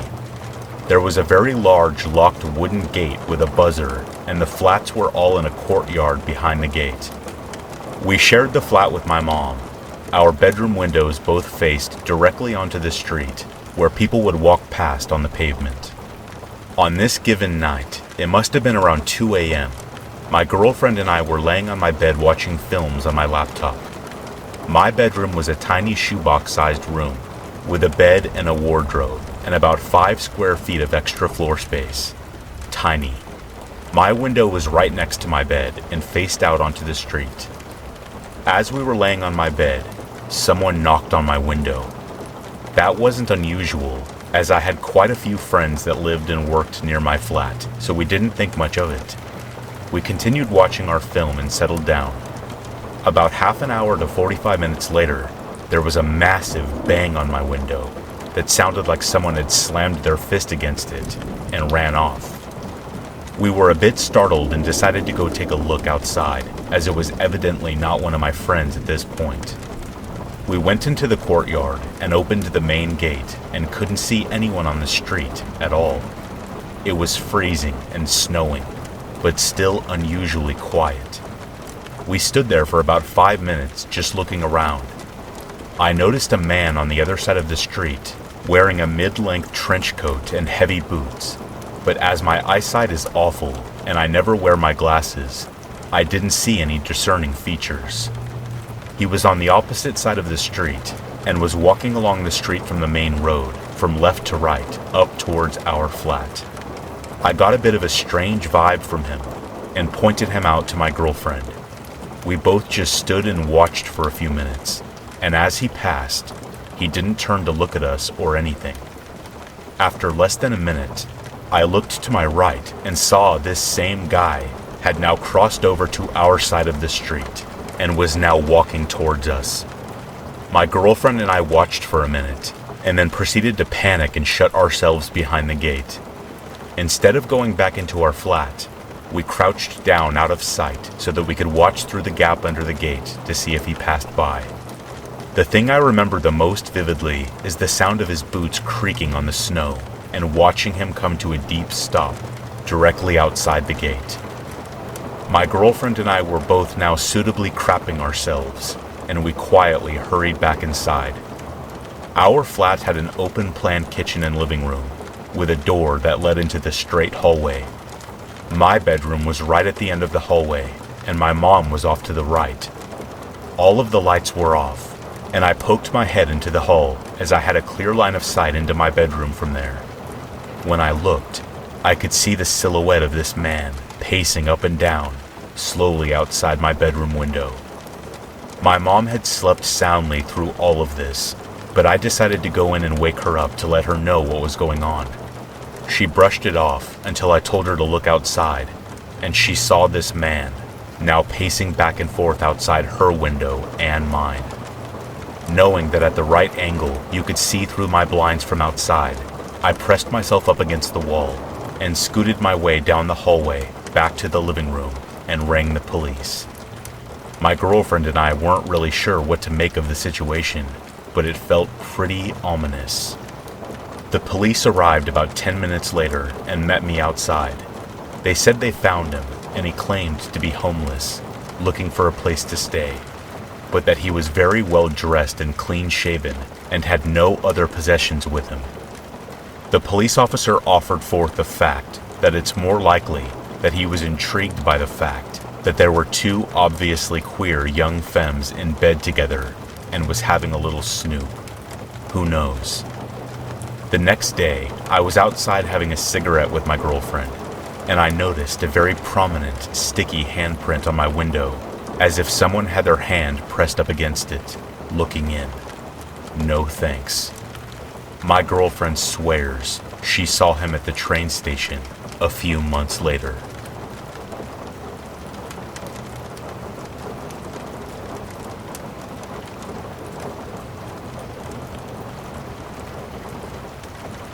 So this happened about 3 years ago when I was a sophomore in college. I had just moved into my very first apartment with my best friend, Ron. On par with most first apartments, it was the cheapest 4 walls and a roof that we could afford. With that being said, we were witness to a lot of questionable activities as our complex was home to a fair amount of eccentric people. Yet the freedom of having your very own place is exhilarating and acted as a sort of counterbalance to the shenanigans that were commonplace in our new community. In any case, we made sure to be vigilant and keep our doors locked. Well, most of the time.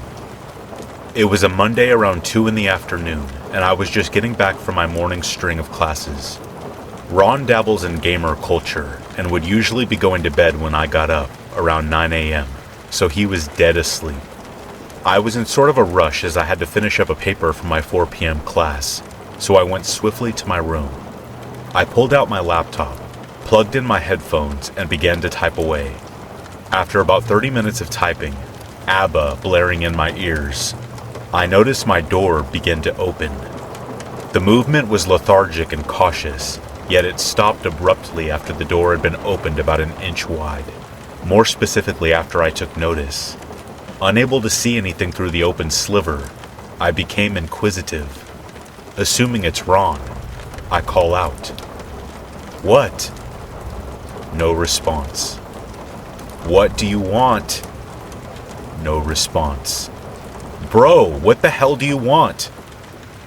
The door remained cracked as I demanded answers until my annoyance became clear and my tone began to change. Then it methodically closed as slowly as it was opened. So slow, in fact, it almost didn't latch. Still under the assumption it was Ron, I began to get even more annoyed. Ron and I have a colorful relationship, so we frequently yell or swear at each other. "Bro, seriously, what the hell do you want? I'm trying to write a paper." "Ron? Ron, stop messing with me, bro, and just tell me what you want." After about the third yell, something makes my heart sink to my stomach. Bells begin to ring in my head, and my gut is convinced something is wrong. It wasn't like Ron to mess with me like that, and even if he did decide to break habit, he would have come back and done the "it's just a prank, bro" routine long before I started yelling. I sprung up from my bed, heart racing, blood pumping, adrenaline flowing. I reach under my pillow and grasp the cold metal sheath of the M7 bayonet that my dad had bought me some years ago. I take the blade out and begin to move toward the door, cautiously calling out to Ron one last time, just to make sure my paranoia isn't getting the best of me. "All right, Ron, did you need something?" Greeted with silence yet again, I take that as my cue to exit the room. I grasp the doorknob and begin to twist ever so slowly, my stomach twisting right alongside it. With a distinctive click, the door unlatches, and I begin to tenderly open it. As soon as there's enough room, I peer my head out into the hallway. Nothing. I finally step out, and as my body crosses the threshold from room to hallway, my adrenaline spikes. Knife in hand, I make my way to the living room with a simultaneous sense of cautiousness and urgency. I make the 15-foot journey to the living room and do a scan of the area. Nothing. Upon seeing the empty, quiet living room, my body immediately relaxes. My grip on the handle of the bayonet loosens, allowing my knuckles to go from a ghostly white back to their normal pink fleshy color. However, my moment of relief was short-lived as something dawned on me. The living room was empty, as in devoid of human presence. I turn back to the hallway and sprint to Ron's door. Unafraid to forego common courtesy, I barge right in. As the door swings open and I take my first steps inside, I am once again met with a gut-wrenching feeling and a modest spike of adrenaline. Ron was dead asleep. With a mix of yelling and shaking, I finally wake him up. A very groggy and pissed off Ron mumbles, "What?" over my franticness. Already knowing the answer, I ask one question out of denial and hope. "Did you open my door a couple minutes ago?" "No. What?" As the sound of the most hated word in the English language fell upon my ears, I was already halfway out of Ron's room. As I re-entered the living room, I gave things a second look.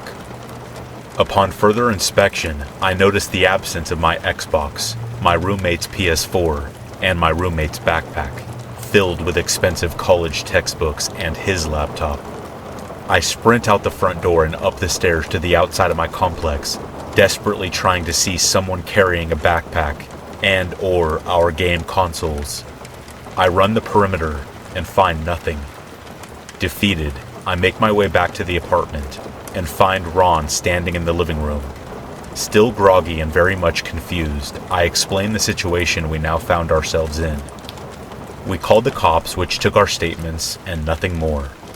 The interactions we had with the PD is another long story, but to sum them up, the person who opened my door that day was never arrested.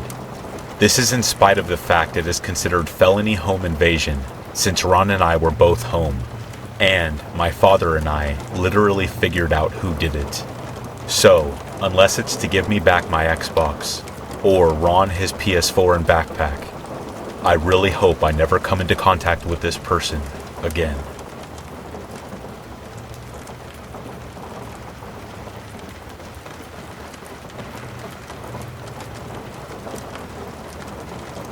Now, I am not very good at reading people, unlike my landlord. When I first met Kareem, he seemed polite enough. He was super tidy, filled the house with amazing smelling cooking, and best of all, he stayed out of my way. I am kind of a loner and stayed holed up in my room with the company of my gerbils to quietly study and play Minecraft. We didn't cross paths often when the school year started in September. He was the replacement for my housemate. It's a 3-bedroom apartment, and I had been living with another girl, Nellie, for a year already. She was pretty absent from the house, as she was almost always at her boyfriend's place, and the third housemate had moved out. Early on, he was honest about some elements of his past that I should have taken as a warning, but took as him being earnest. I had asked him during his mini-interviewing process that Nellie and I were holding for potential tenants if he was 420 friendly. He was, but as it turned out, he was a little too friendly. A couple years ago, he had been arrested for illegal possession of weed and sent back to his home country, Turkey, for a year before being allowed back into Canada to continue his studies. I don't know how this kind of stuff works, to be honest, but that's what he told us. I try not to be a judgmental person, since he made it seem like it was a thing of the past. This was not the case.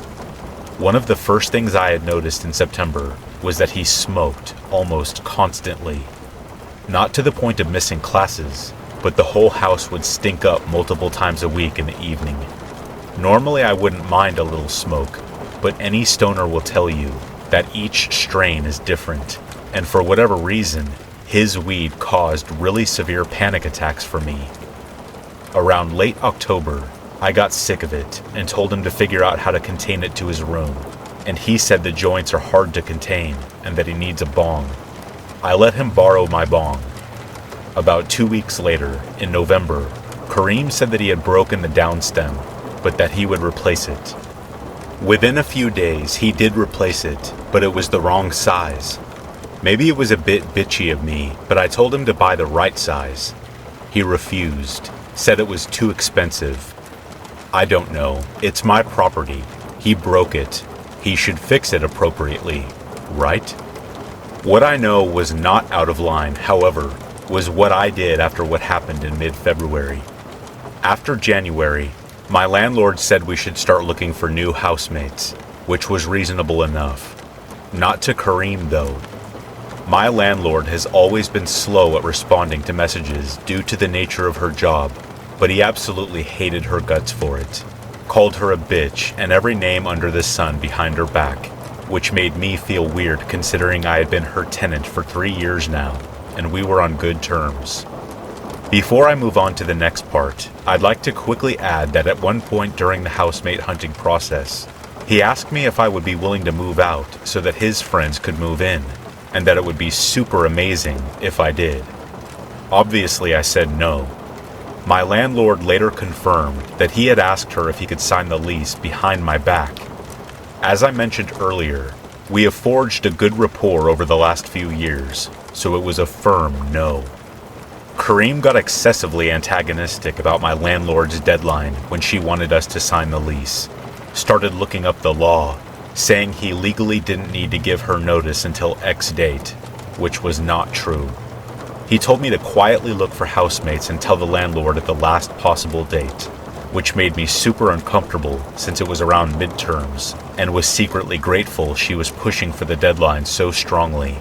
I just wanted it over with. It was shortly before I signed the lease with my new housemates that he showed how truly two-faced he was. I dug through our Facebook messages. The gist of the conversation was this. Kareem said, "Can I use your laundry after I move out? I don't have laundry on site."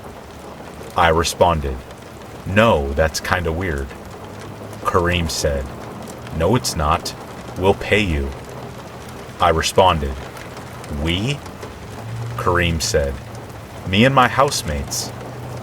I would like to note, I never met these housemates before and still have no idea who they are.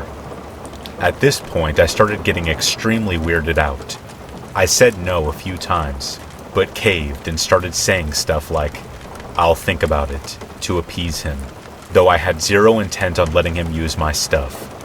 It seemed like the best way to get him off my back, since for almost a week, he would continuously pressure me and try to get me to say yes. Things hit the first of two crescendos when, the day before me and the two new tenants I chose, super awesome guys by the way, were supposed to sign the new lease. Back to Facebook, and again, an approximation of our conversation goes like this. Kareem says, "If you don't promise to let me use your laundry next year, I'm going to make a scene in front of your housemates." I responded, "A scene?"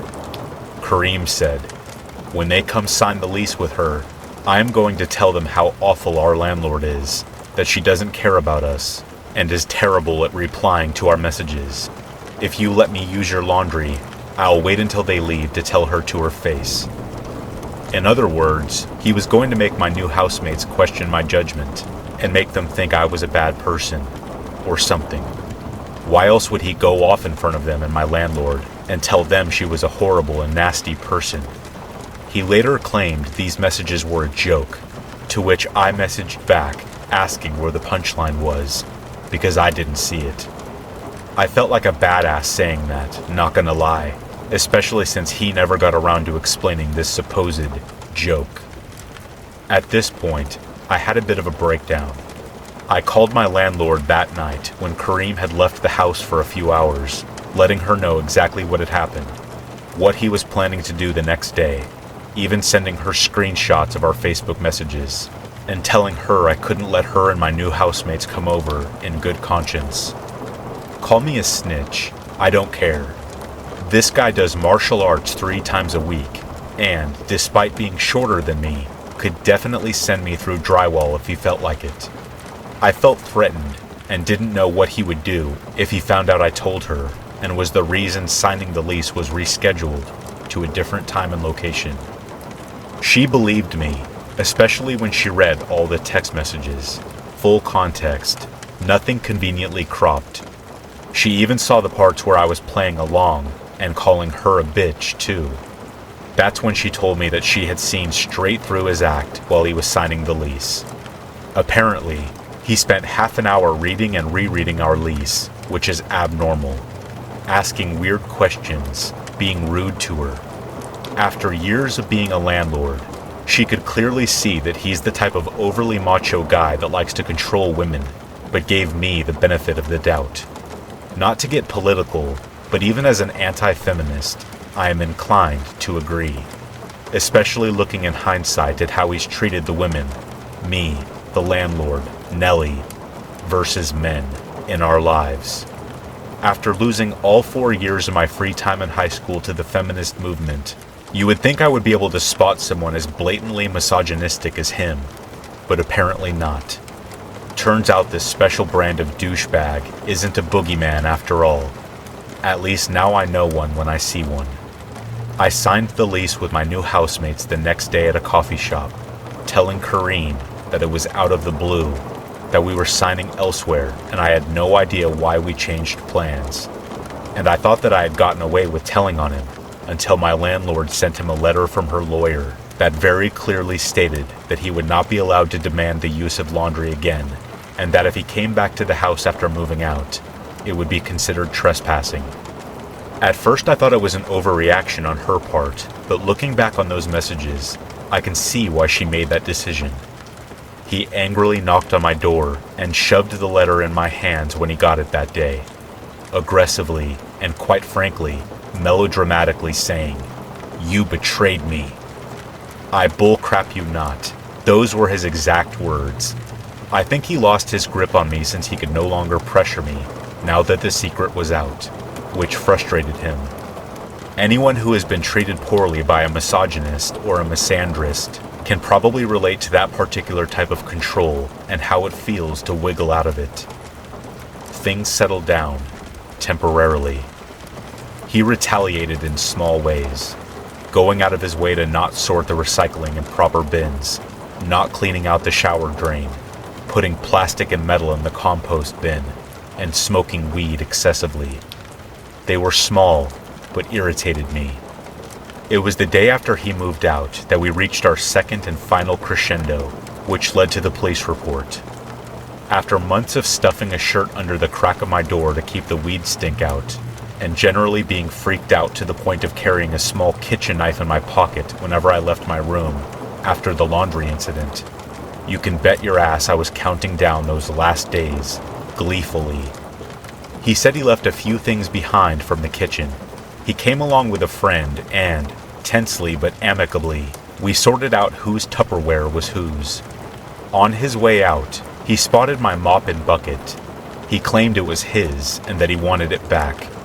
I had had this mop and bucket for 2 years. Why the hell was he claiming it was his? I said no, and he started roaming around the house, saying that he wanted his mop and bucket, and that if this was mine, his must be elsewhere, which made me uncomfortable as hell. I diffused the situation by saying I wanted to use it and would give it back later. I was planning on keeping it. I am under zero obligation to let him back in. Remember the letter that said him coming back in the house after he moves out is trespassing? And he instantly snapped out of it. Later that day, he even said I could keep it. Why he changed his mind is beyond me. The next day, Kareem said that he had left 2 more items behind. I was irritated at this point. I just wanted to be left alone. I said I would leave it outside. I admit, I definitely shouldn't have done what I did next. I was annoying, and I cringe when I read my own messages, but his reaction was completely out of proportion.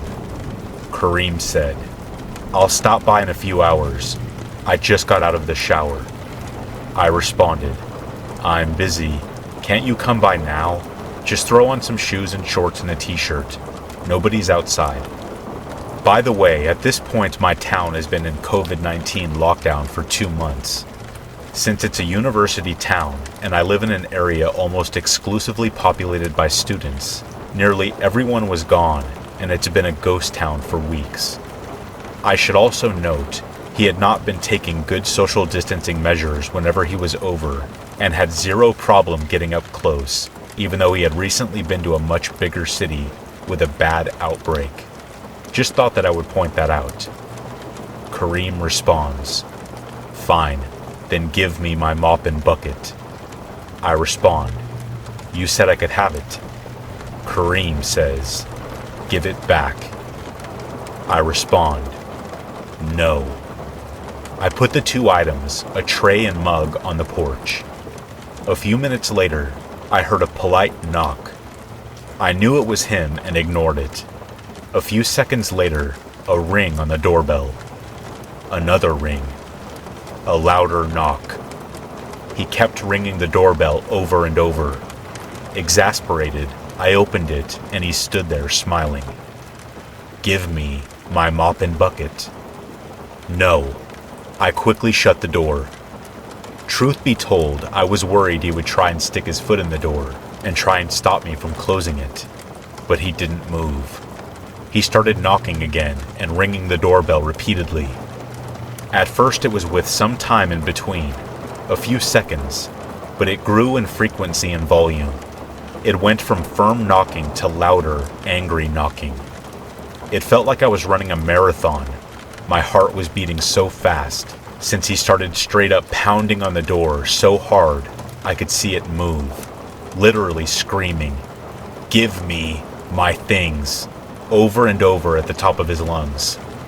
After about 2 or 3 minutes of him being aggressive and doing this, I can assure you it felt like hours. He stopped, and I heard this weird metallic scraping sound, like metal on concrete, accompanied by a grunt, followed by a loud metallic clang. Silence. I waited for a while. I stealthily looked through windows and didn't see him. I opened the door, and to my surprise, saw that he had pulled my mailbox off the wall and thrown it onto the path leading to the sidewalk. I kicked myself for not filming the incident, but took my sweet time taking the perfect picture to show that he had made some kind of attempt to destroy the property. I mean, not that it can do much. It felt like the right thing to do nonetheless, and I still have it. I ended up putting the mop and bucket outside and telling Kareem to come get it, and that I just wanted him to leave me alone. I even took out the battery of our door code, since a part of me is paranoid that he'll try to guess it and break in. He came by and took it, and I watched him leave from the window. He hasn't contacted me since. I saw him on the street the other day, and he gave me a warm smile as if we were friends, but I looked away and crossed to the other side to avoid him. I filed a police report of the incident the same day, as advised by my landlord. She told me during our phone call that he had a documented history of aggression, and I am not shocked. I am surprised she gave me the benefit of the doubt though, and let him sign the lease in the first place. I guess this was a learning experience for all of us. When I asked her of her honest opinion of my new housemates, she said they were trustworthy. Plus, it turns out the guys and I have a mutual buddy, so I am not scared of them. I told them about the whole incident, and they blocked him on Facebook. They were super supportive and glad that I filed the report. They know who he is and won't let him inside. The thing that freaks me out a little is that he moved down the street. I can see his new unit from my window.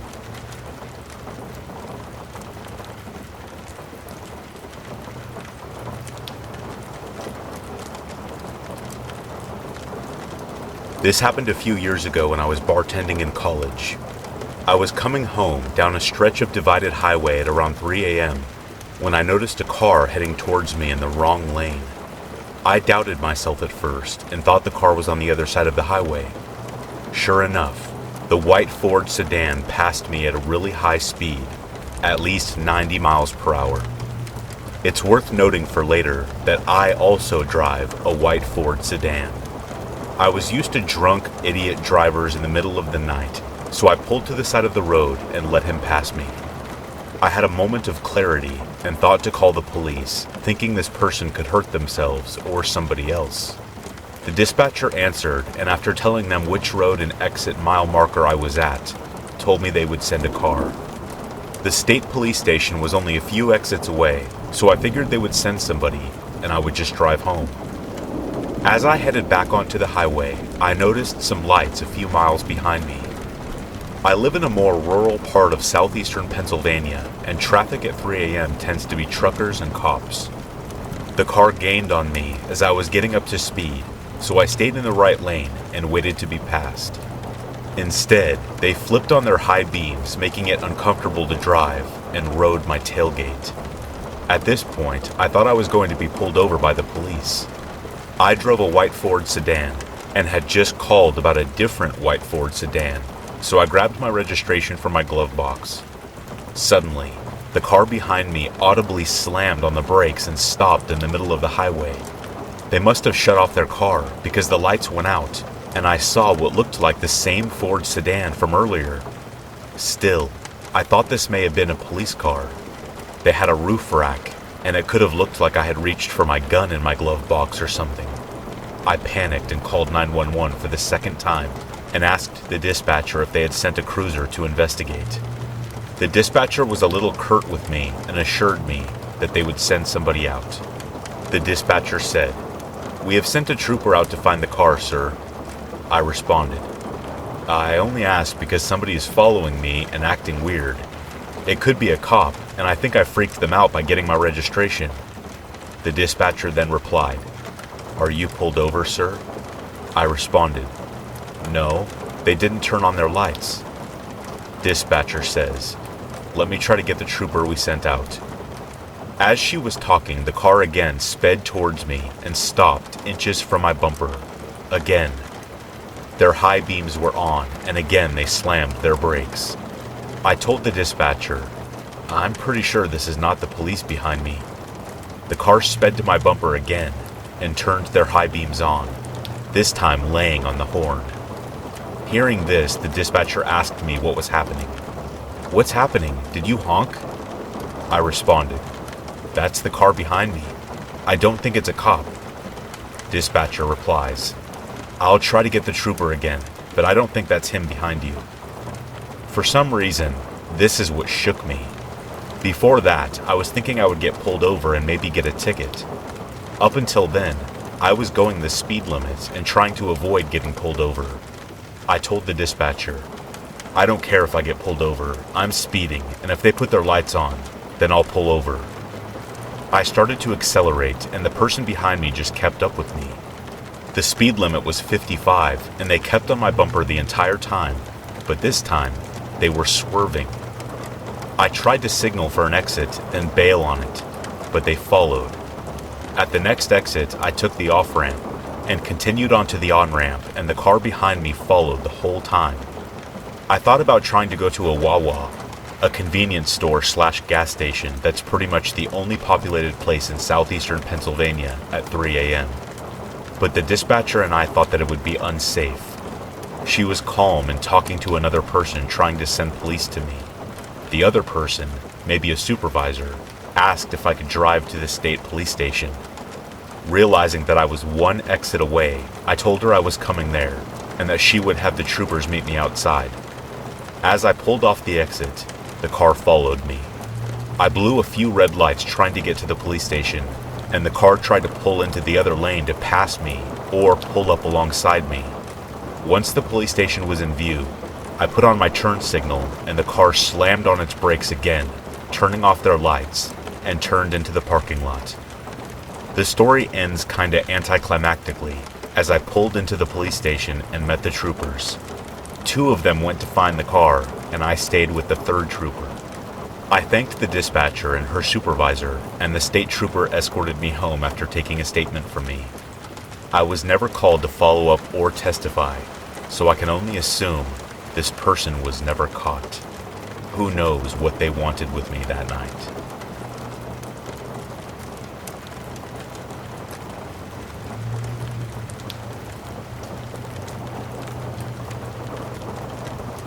So this happened to me 2 years ago when I was 18. I need to set up the scenery of my house so that the location makes sense. I live in an upper middle class neighborhood that resides in the middle of a golf course. The course wraps around the intertwines of the neighborhood. I live in one of the most remote locations of this neighborhood, where we have no access to the main roadway. Furthermore, our house is a 2-story on about 1 acre. On the first floor is the kitchen, bedroom, office, and living room with a couple of bathrooms. The second floor is just a couple of bedrooms along with bathrooms and a room we use for social gatherings. Along the back of the house, we also have a deck with metal and wicker furniture. Now that the setting is out of the way, it was on a rare Saturday that I had gotten off of work and I wanted the day to relax and not go anywhere or do anything. My parents knew I never really got days off, let alone a weekend off, so they were okay with letting me stay home alone when they went out of town for the day. They decided that day they were going out of town to shop at a nearby mall and wouldn't be home until late. Honestly, I don't remember where my brother was. It was a pretty normal day by itself. A lot of nothingness was accomplished until it got dark. I decided to come out of my room and watch TV in the living room since my new dog wasn't accustomed to stairs yet and would hardly walk up them. So sitting on the couch, I noticed my pup growling and the hair on the back of her neck standing up. For clarification, at this point, it's around 11 p.m. and I cannot see outside at all. I try to calm my dog down, but she's getting really hyper.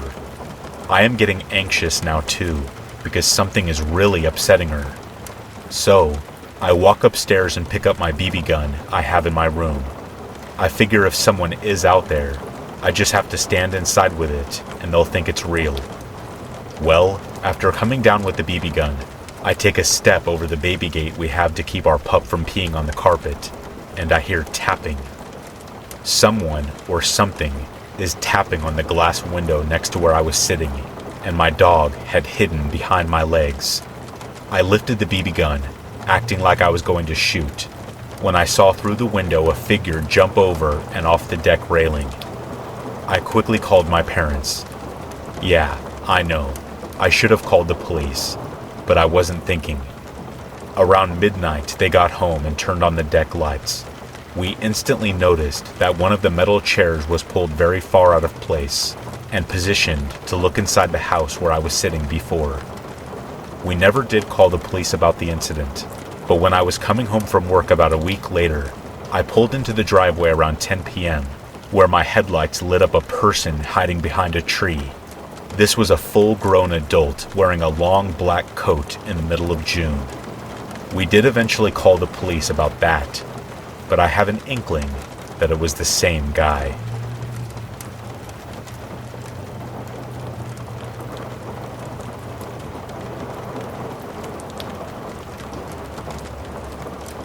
I was a high school student, living with my mother in a third-floor apartment. I used to sleep in the living room because the apartment had only one bedroom, and it was my mom's. I was happy with that little space I had. I was a happy kid. I always got up at 6 a.m. to go to school, and my mom always got up at 5 a.m. to have time to shower and make breakfast before dropping me at school and heading to work. That morning, I woke up and the lights were all on. Every single one of them, even the one in my room. I went to grab my phone and it wasn't there. Odd. I headed to the bathroom and saw all the drawers and doors of every furniture we had were open. I was deeply confused. My mom came out of the bathroom and asked me what the hell I had been doing. I told her I didn't know what she was talking about and that I thought she did that, since she is always up to 1 hour earlier than me. I also asked if she had seen my cell phone. Then I saw it, deep inside her green eyes. The realization. I could see the fear and all the pieces inside her head clicking in place. She leaped to the kitchen and found the window wide open, a kitchen knife on the ground, and some dusty fingerprints on the wall where someone put weight on to climb inside. It was then when my sleepy head put the pieces together too.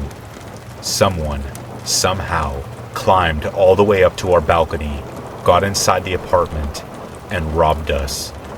All while I was asleep in my bed, right there in the living room. She hugged me and asked me if I was okay. I said I never heard anything. Didn't even wake up when this unknown person turned the lights on and rummaged through our stuff. It was super weird. I have the lightest sleep since I have memory, and I still do many years later. They didn't dare to open my mom's bedroom door, so she didn't notice a thing. My grandma says that some angel protected me in my sleep, and that's why I didn't wake up. But I don't believe in that stuff. I don't think they knew I was there either. Police never found the robber, and we put steel bars on the window. We moved anyway, sometime after that. This happened when I was still in high school. At least 6 years have passed. My mother and I moved from that apartment, and now I am grown and living with my boyfriend. But to this day, I am still paranoid and keep thinking why I didn't wake up, though I am honestly grateful that I didn't.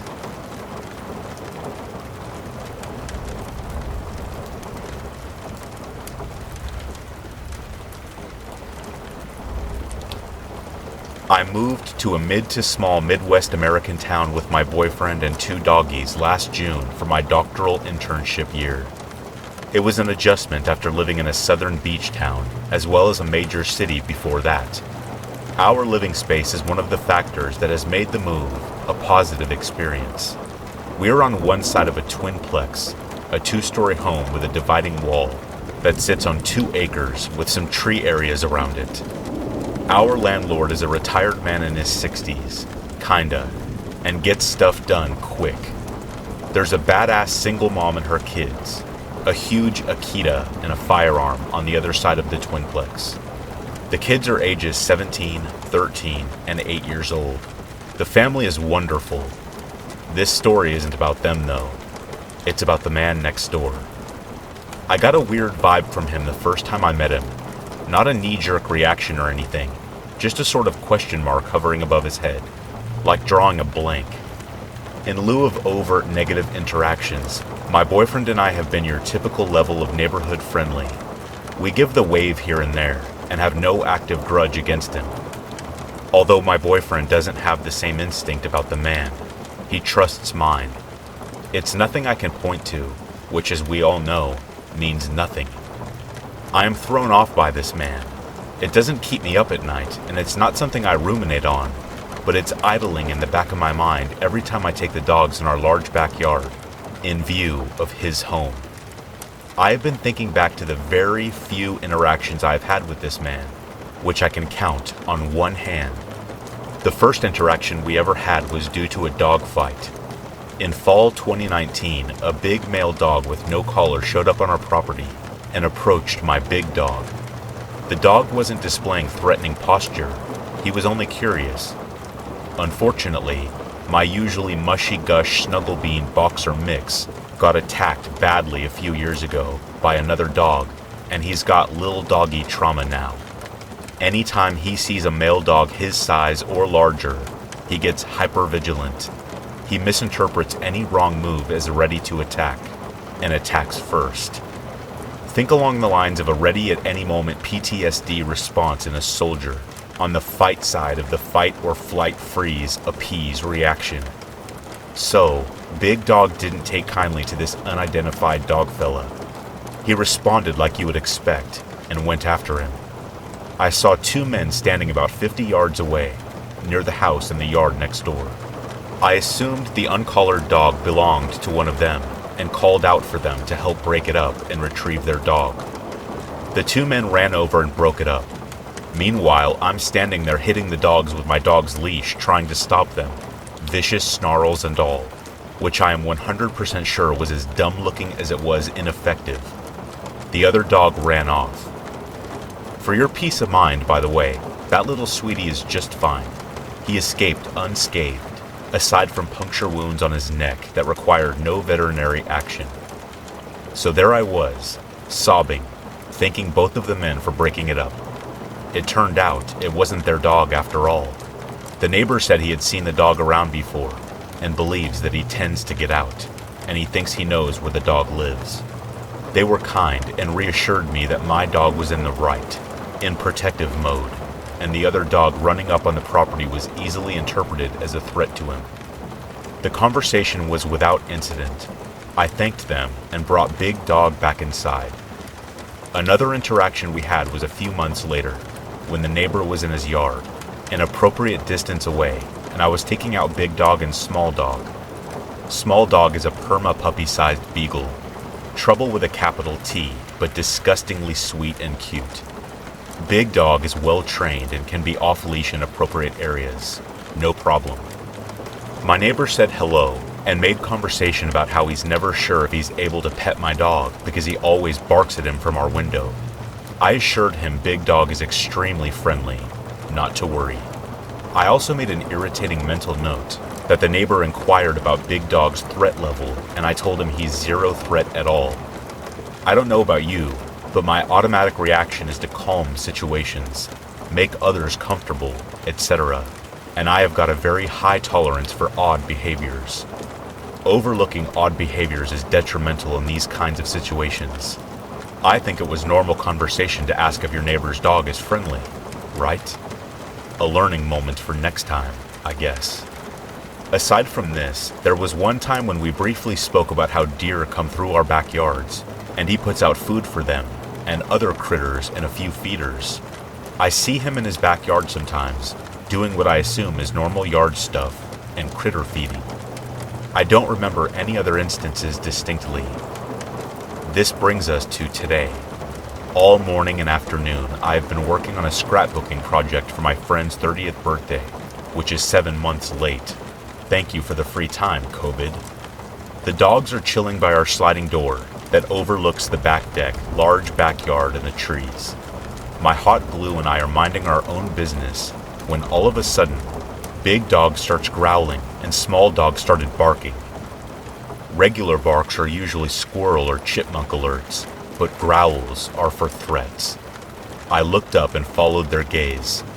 There, in the trees on the border of our backyard, was my neighbor. He was barefoot and dressed in khaki shorts and a black shirt.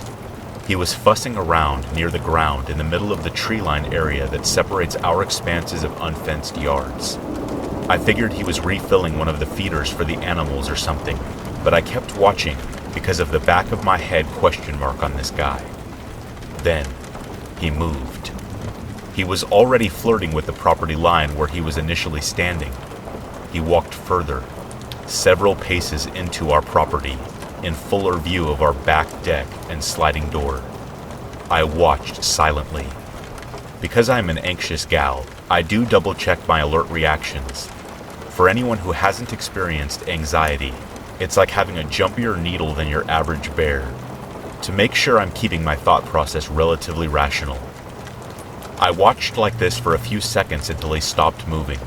He halted on a patch of land a few paces beyond the property line, obscured by pine tree branches. All I could see was hips down. His knees were pointed at my window. While our yards are unfenced, there's an unspoken boundary neighbors don't cross here. It's a sloppy-looking star shape. There is a house at each point, and the expansive backyards are meld, converging into the center lawn. He had no business being in our area of the yard. There is nothing else to look at. It's our twinplex, and it's our side of the home, which begs the questions. Exactly what the hell are you doing, sir? Get your knees out of my trees.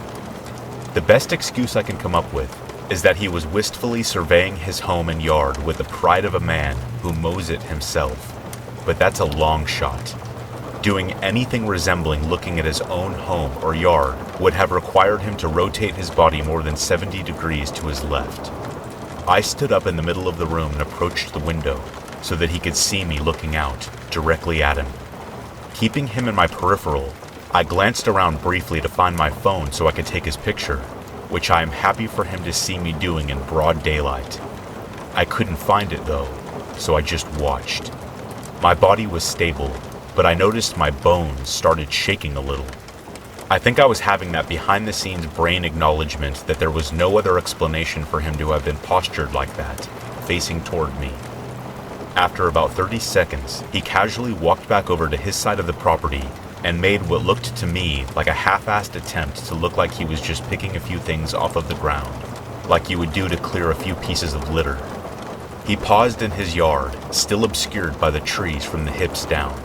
He was stationary. I walked to our bedroom to get a closer view out of our partially drawn blinds. In the 5 seconds it took to walk from the main room to our bedroom, he disappeared. I immediately called my boyfriend at work to let him know what's up. Even he agreed it was weird, and he's the polar opposite of dramatic versus understated. I walked out on my back deck in what would have been full view if he had still been outside, and knocked on my neighbor's sliding glass door overlooking the deck. I told her what I noticed, and we agreed. It was weird. She asked if Big or Small Dog reacted negatively to the neighbor, and I said no. She agreed it was weird, and we're both on the lookout now. We both went outside and blatantly stood where he was standing to get a look at the view. It was a clear shot to our window. I noticed it was dark inside my home, so even though I was standing in plain sight and staring at him, he likely wouldn't have seen it. I texted my landlord next, and he doesn't know the man at all.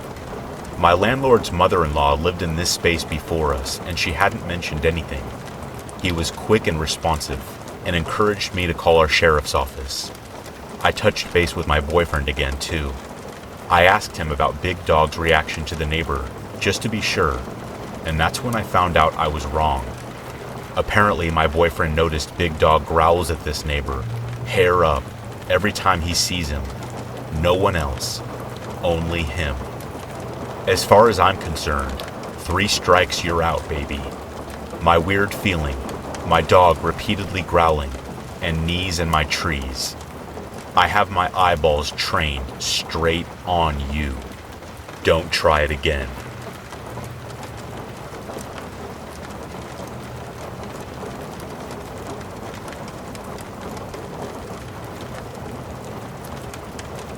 Let me tell you a story about an idealistic, overly naive boy.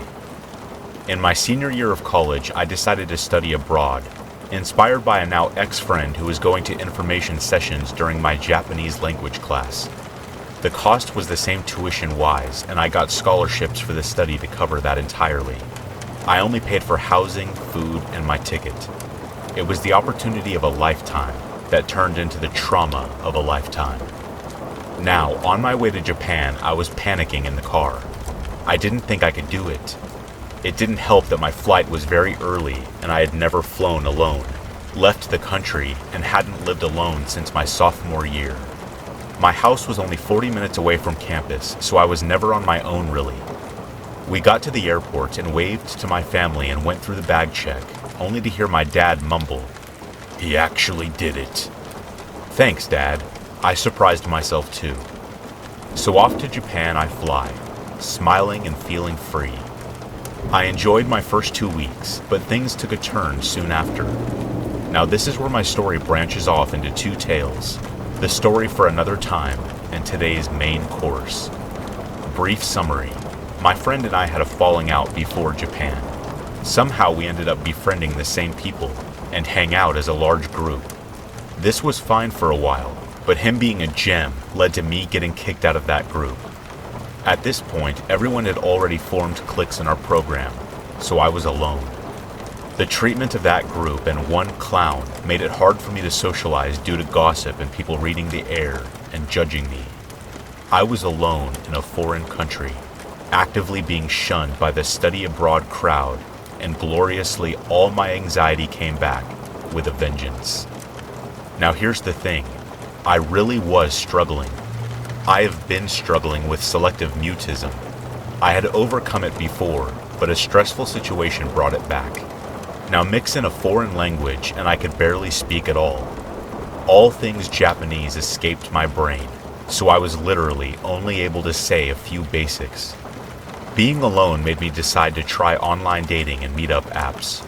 I know, but I was desperate for someone to talk to, and I considered a study abroad romance romantic. I never really tried dating before because I wasn't interested in anyone seeing me as a man in a sexual way, being trans. But this was my chance to really mature, and I desperately wanted to make a few friends to explore with, to really make lasting bonds. All that BS they sell you at the study abroad fair. Here we go. Match number 1, cute guy. Claims he's in an acting troupe. He'll swing by if I want to mess around. I slow it down and we chat. He moves around because of the troupe and offers to pick me up. Thinks that I should join since study abroad sucks. I decline. Match number 2. Calls me baby right off the bat. A little forward, but I don't mind. I am awkward and have been accused of being forward, so I go with it. He keeps calling me baby. He rants about getting out of his long relationship. Asks me what I think of cheaters. Red flags, but I try to be open. I explain my views. He then asks me what I like, what movies and foods, Says he would like someone to stay home and cook for him. Okay, dude. Says that he considers cuddling and watching movies a good time. Likes to have deep conversations. Sounds great. I'm lonely, an open book, and hate bullcrap. His perfect date is mine as well. He calls me baby repeatedly, asks me tons of personal questions, but I get one-word responses to mine. I flip it back to him, ask the same questions, and he asks another deeply personal question instead of giving me an answer. Something feels off. This isn't normal. He swings from erratic anger about past relationships not working out, to heavy flirting to deeply personal quiz show questions, all within an hour of first contact. I'm in my room thinking, what the hell? Am I being pranked? I wasn't. I put the phone down and get in the shower. I come back to more messages. The last one angry that I'm taking so long to respond. I apologize and explain that I was in the shower. He gets madder, calls me a liar. I apologize. We keep chatting. Now, as this is going on and alarm bells are ringing, I start thinking this guy is trying to get my info to impersonate me or something bad. Crazy, I know, but why else would this conversation be so one-sided? I am more talkative via text, but damn it, not that chatty. We are now on hour 3. My head is spinning as I get swept around by the barrage of messages, never really having time to think. I decide to tell him I think I've had enough. He apologizes and tells me a sob story. I bite and go in deeper. He tells me his ex kicked him out. I offer sympathy, and this guy starts saying words are better than actions, calls me baby again, and tells me I should run to a store and get him a damn gift card for PlayStation Network. Or something like that. It's been a year. It might have been a specific game, maybe Fortnite or one of those MMO games. I say I think this should be the end. He immediately replies, okay. No anger, no rant, just okay. Something about that was the creepiest part. It made me think this wasn't over. But honestly, I still thought I was being catfished by the assholes in my program. I mentioned it to someone I thought I could trust, and he told me there's no way. I'm being crazy. This guy sort of let me lean on him a little, but turns out to be two-faced. But that's part of story number 2, for another time. I turn to the one other person I'm still friendly with. We barely had spoken before, but she was sweet. I had tried to help her make friends after she was sick the first week. She ended up helping me in return later as things got worse for me. She and I are actually still in contact. She agreed that wasn't normal, and we walked to the 7-Eleven for some chicken and drinks that night. I get a message from an older man. He tells me he's married and straight and just looking to experiment. Says he has never done this before. Yeah, right, dude. He literally says every cliche, every come on, the works. It's like a bad rom-com. I should know since I love them. This guy talked like he was out of an episode of Will and Grace, so I'll call him Will, because honestly I don't remember his name. I told Will, 1, I am not interested in a sexual relationship. 2, I will not break up a marriage. And 3, I am not into older men. And Will was old, at least in his 50s. He had a blurry profile picture and sunglasses. No close-ups on the profile, but sent me a picture that could pass for the guy in the profile when I asked him to. He wasn't attractive to me at all, so I thought that it could be real. Otherwise, why send an average older man's picture?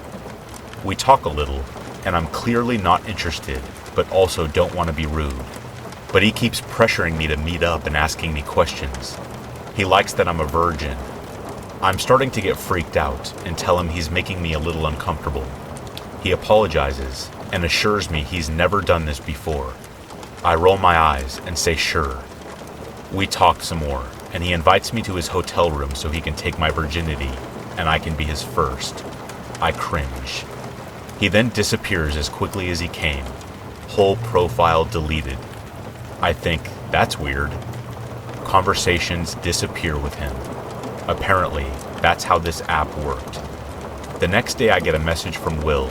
Sends the same picture of the guy without glasses. Starts asking me about sex again. Tried to talk dirty to me, and I say I'm not interested. He disappears again. Now this is where stuff gets creepier. We are on to day number 3 of this behavior. He tells me he's in the town I'm staying in still, says that he's there one more night, and wants to pop my cherry. Hard pass, dude. No means no. And now I think of how persistent he's been. I thought about stories of being kidnapped or raped in hotel rooms, and how this dude does not accept no. I get an inappropriate picture while I'm thinking about what to do. I can't block him since he just pops up with another profile a day later. Life goes on, and I just accept this. Every day the old chat is gone, and a new one appears. I tell him no and block it. This goes on for a week, and I get fed up and tell him to get a clue. I block and report him, knowing it will do nothing. At this point, I don't leave my dorm for a few days, even for class. At this point, I had stopped caring. I had coordinated my schedule with my friends, and had to deal with at least 2 of them in every class. It made it hard to focus. The sweet girl checked on me, and took me to a cute cafe above the station. I started hanging out there alone, or with her. It just felt right, like exactly what I wanted. A place to chill away from those assholes at the dorm. A place just for me and my friend. Now, number 3, or is it? A few nights into this mess, I get a message from a new guy. We chat, and he seems cool, but the dude keeps trying to hook up with me. I guess the dating pool is slim if you only speak English, and he was super pent up. I explain I am not looking for sex, and he says it's cool, but keeps pushing. Lets me know he's actually going to be in my suburb of Tokyo. I say I can't meet up. I am actually in the main city with someone. He says cool. The next day I get the same message. This time I lie and say that I'm in the city again. He tells me that his friend lives by the station and he'll be there if I want to see him. Well, that's weird, because I live by the station. My dorm is right by the station. That is too convenient. Well, here we go again. I get a message. I check and it's from the same guy. He says he thinks he saw me at the cafe. I look around and see no one who's not Japanese. I look outside and see an older man pass and think nothing of it. I say that he should come say hi if he's there. No response.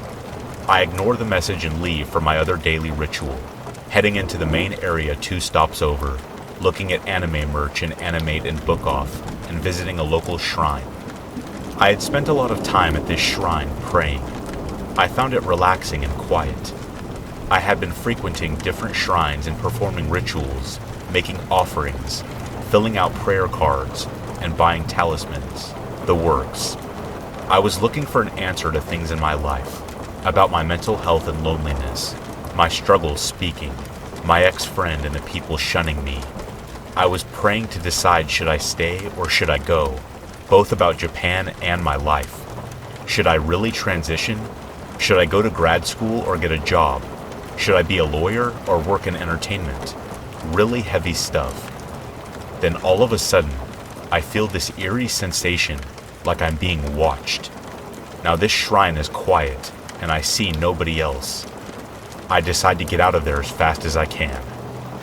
All the way home I feel watched, but I'm being paranoid, right? It's in my head, right? No, it's not. I've seen that old white man before. He was outside the cafe. I start wondering if he was number 3. He was at the cafe when 3 messaged me, and there aren't a lot of white people in Japan. So who else could it be? Then a worse thought pops into my head. What if this is Will? I try to stay calm and walk to the train. This guy is still following me. I get on and he does too. Just as the doors are closing, I jump out. Will is at the other end of the cart and doesn't see in time. I wait for the next train and head home. Who do I see at my stop? You guessed it. Will. Now I have already made eye contact with him, so he knows I'm there. I remember something. There's a police box on the other side of the station. If I turn right instead of left, this guy will walk right by them. He couldn't possibly be gutsy enough to follow me after that. I run past Will and up the escalator. He slowly follows me all the way to the police box. Now my Japanese was bad and I could barely speak over there, but I had a head start and tried to explain the situation, but no words would come out at all. I was frozen there, trying to scream help, but nothing. Up walks Will. He casually grabs me by the arm, smiles at the officer, and says something in Japanese. He then looks down at me and tells me to be a good boy for Daddy. He pulls me away from the cops, and I am speechless, even more so than I already was. As he leads me away, I am shaking. This isn't going to end well for me. Tears fill my eyes, and he keeps leading me away. But suddenly there's my friend, walking down the street from the grocery store. I see a chance. I try to scream, but nothing comes out. By some miracle, she looks over at me anyway. She reads my face and shouts at him. He's startled. I bolt towards her. She charges at him, ready with pepper spray. He bolts. We both cry. I stuck with her even more after that. I eventually left because my anxiety was too bad. I am still struggling with a lot, but I am doing better. I'm on hormones, looking into grad school program, and I've tried to put the past behind me. But the anxiety is still there, and I have nightmares about trying to scream, but no words come out.